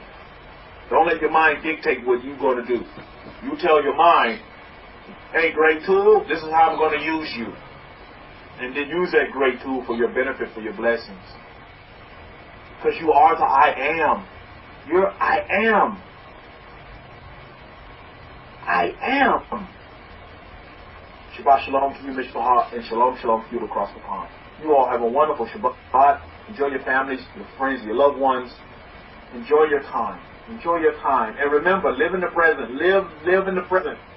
Smell the roses now. Don't wait.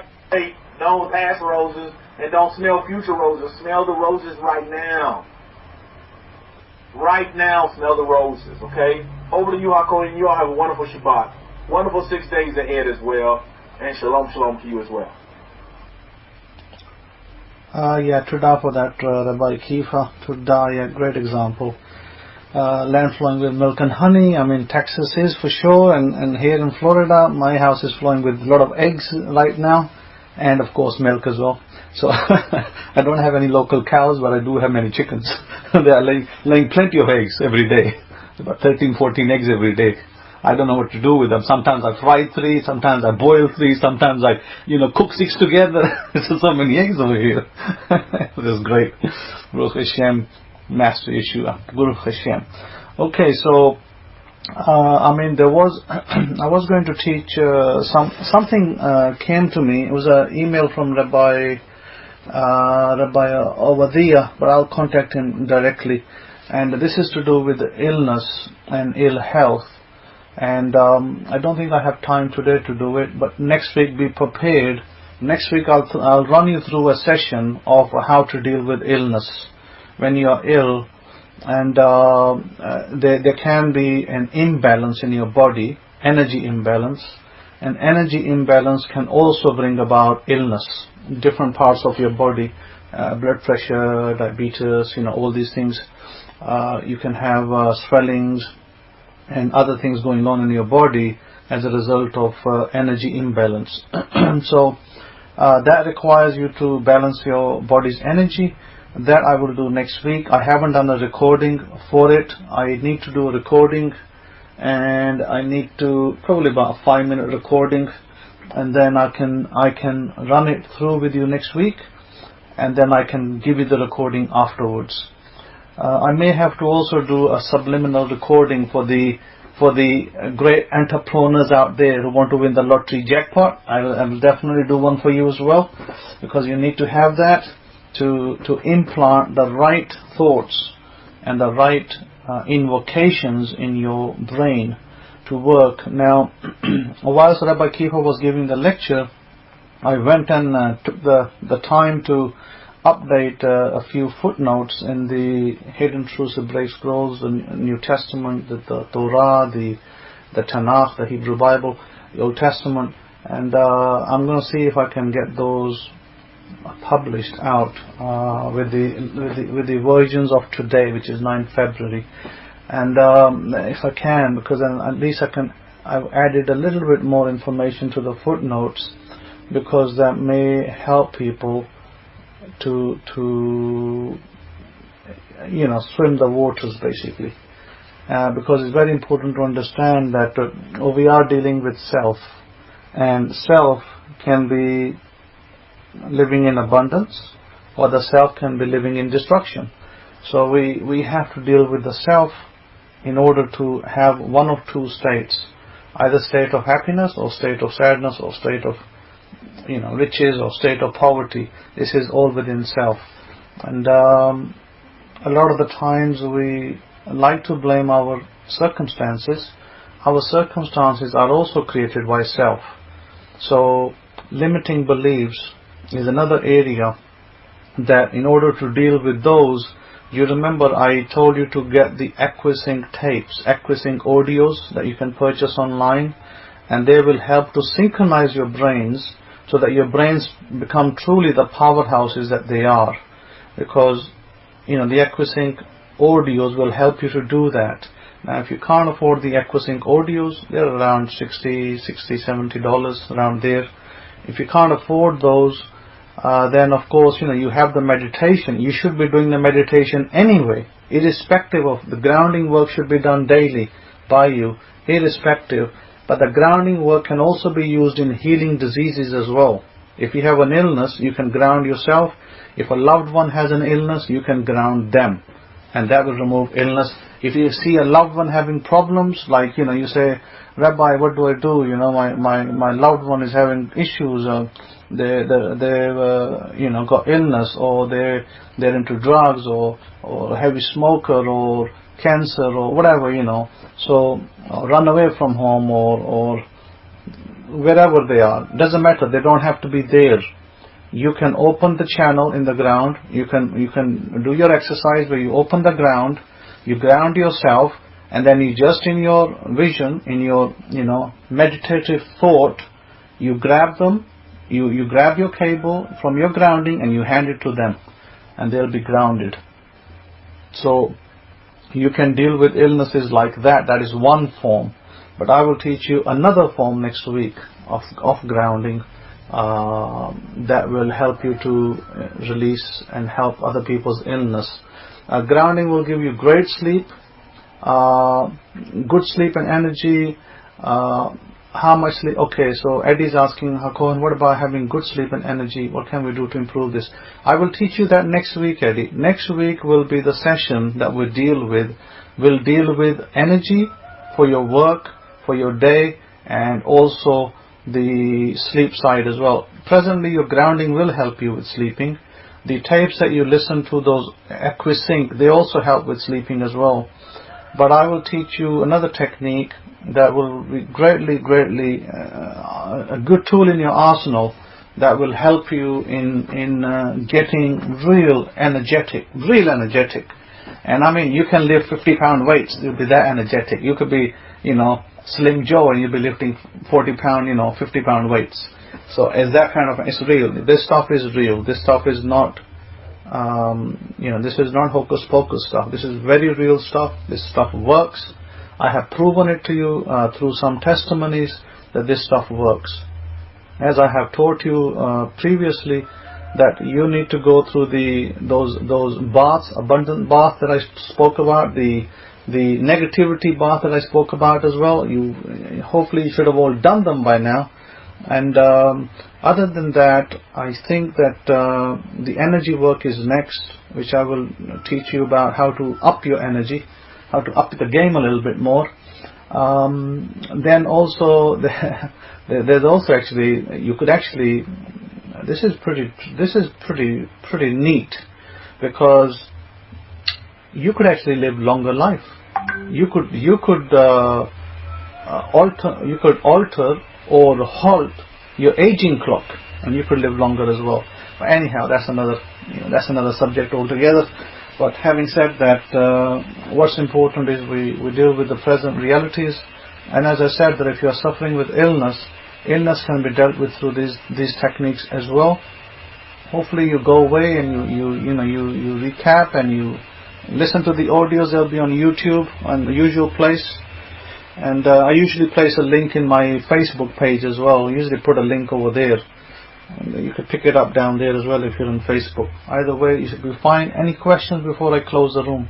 Anybody has any questions on eggs, chickens, hens, all those good things, milk and honey, those kind of things, raw honey, all good things.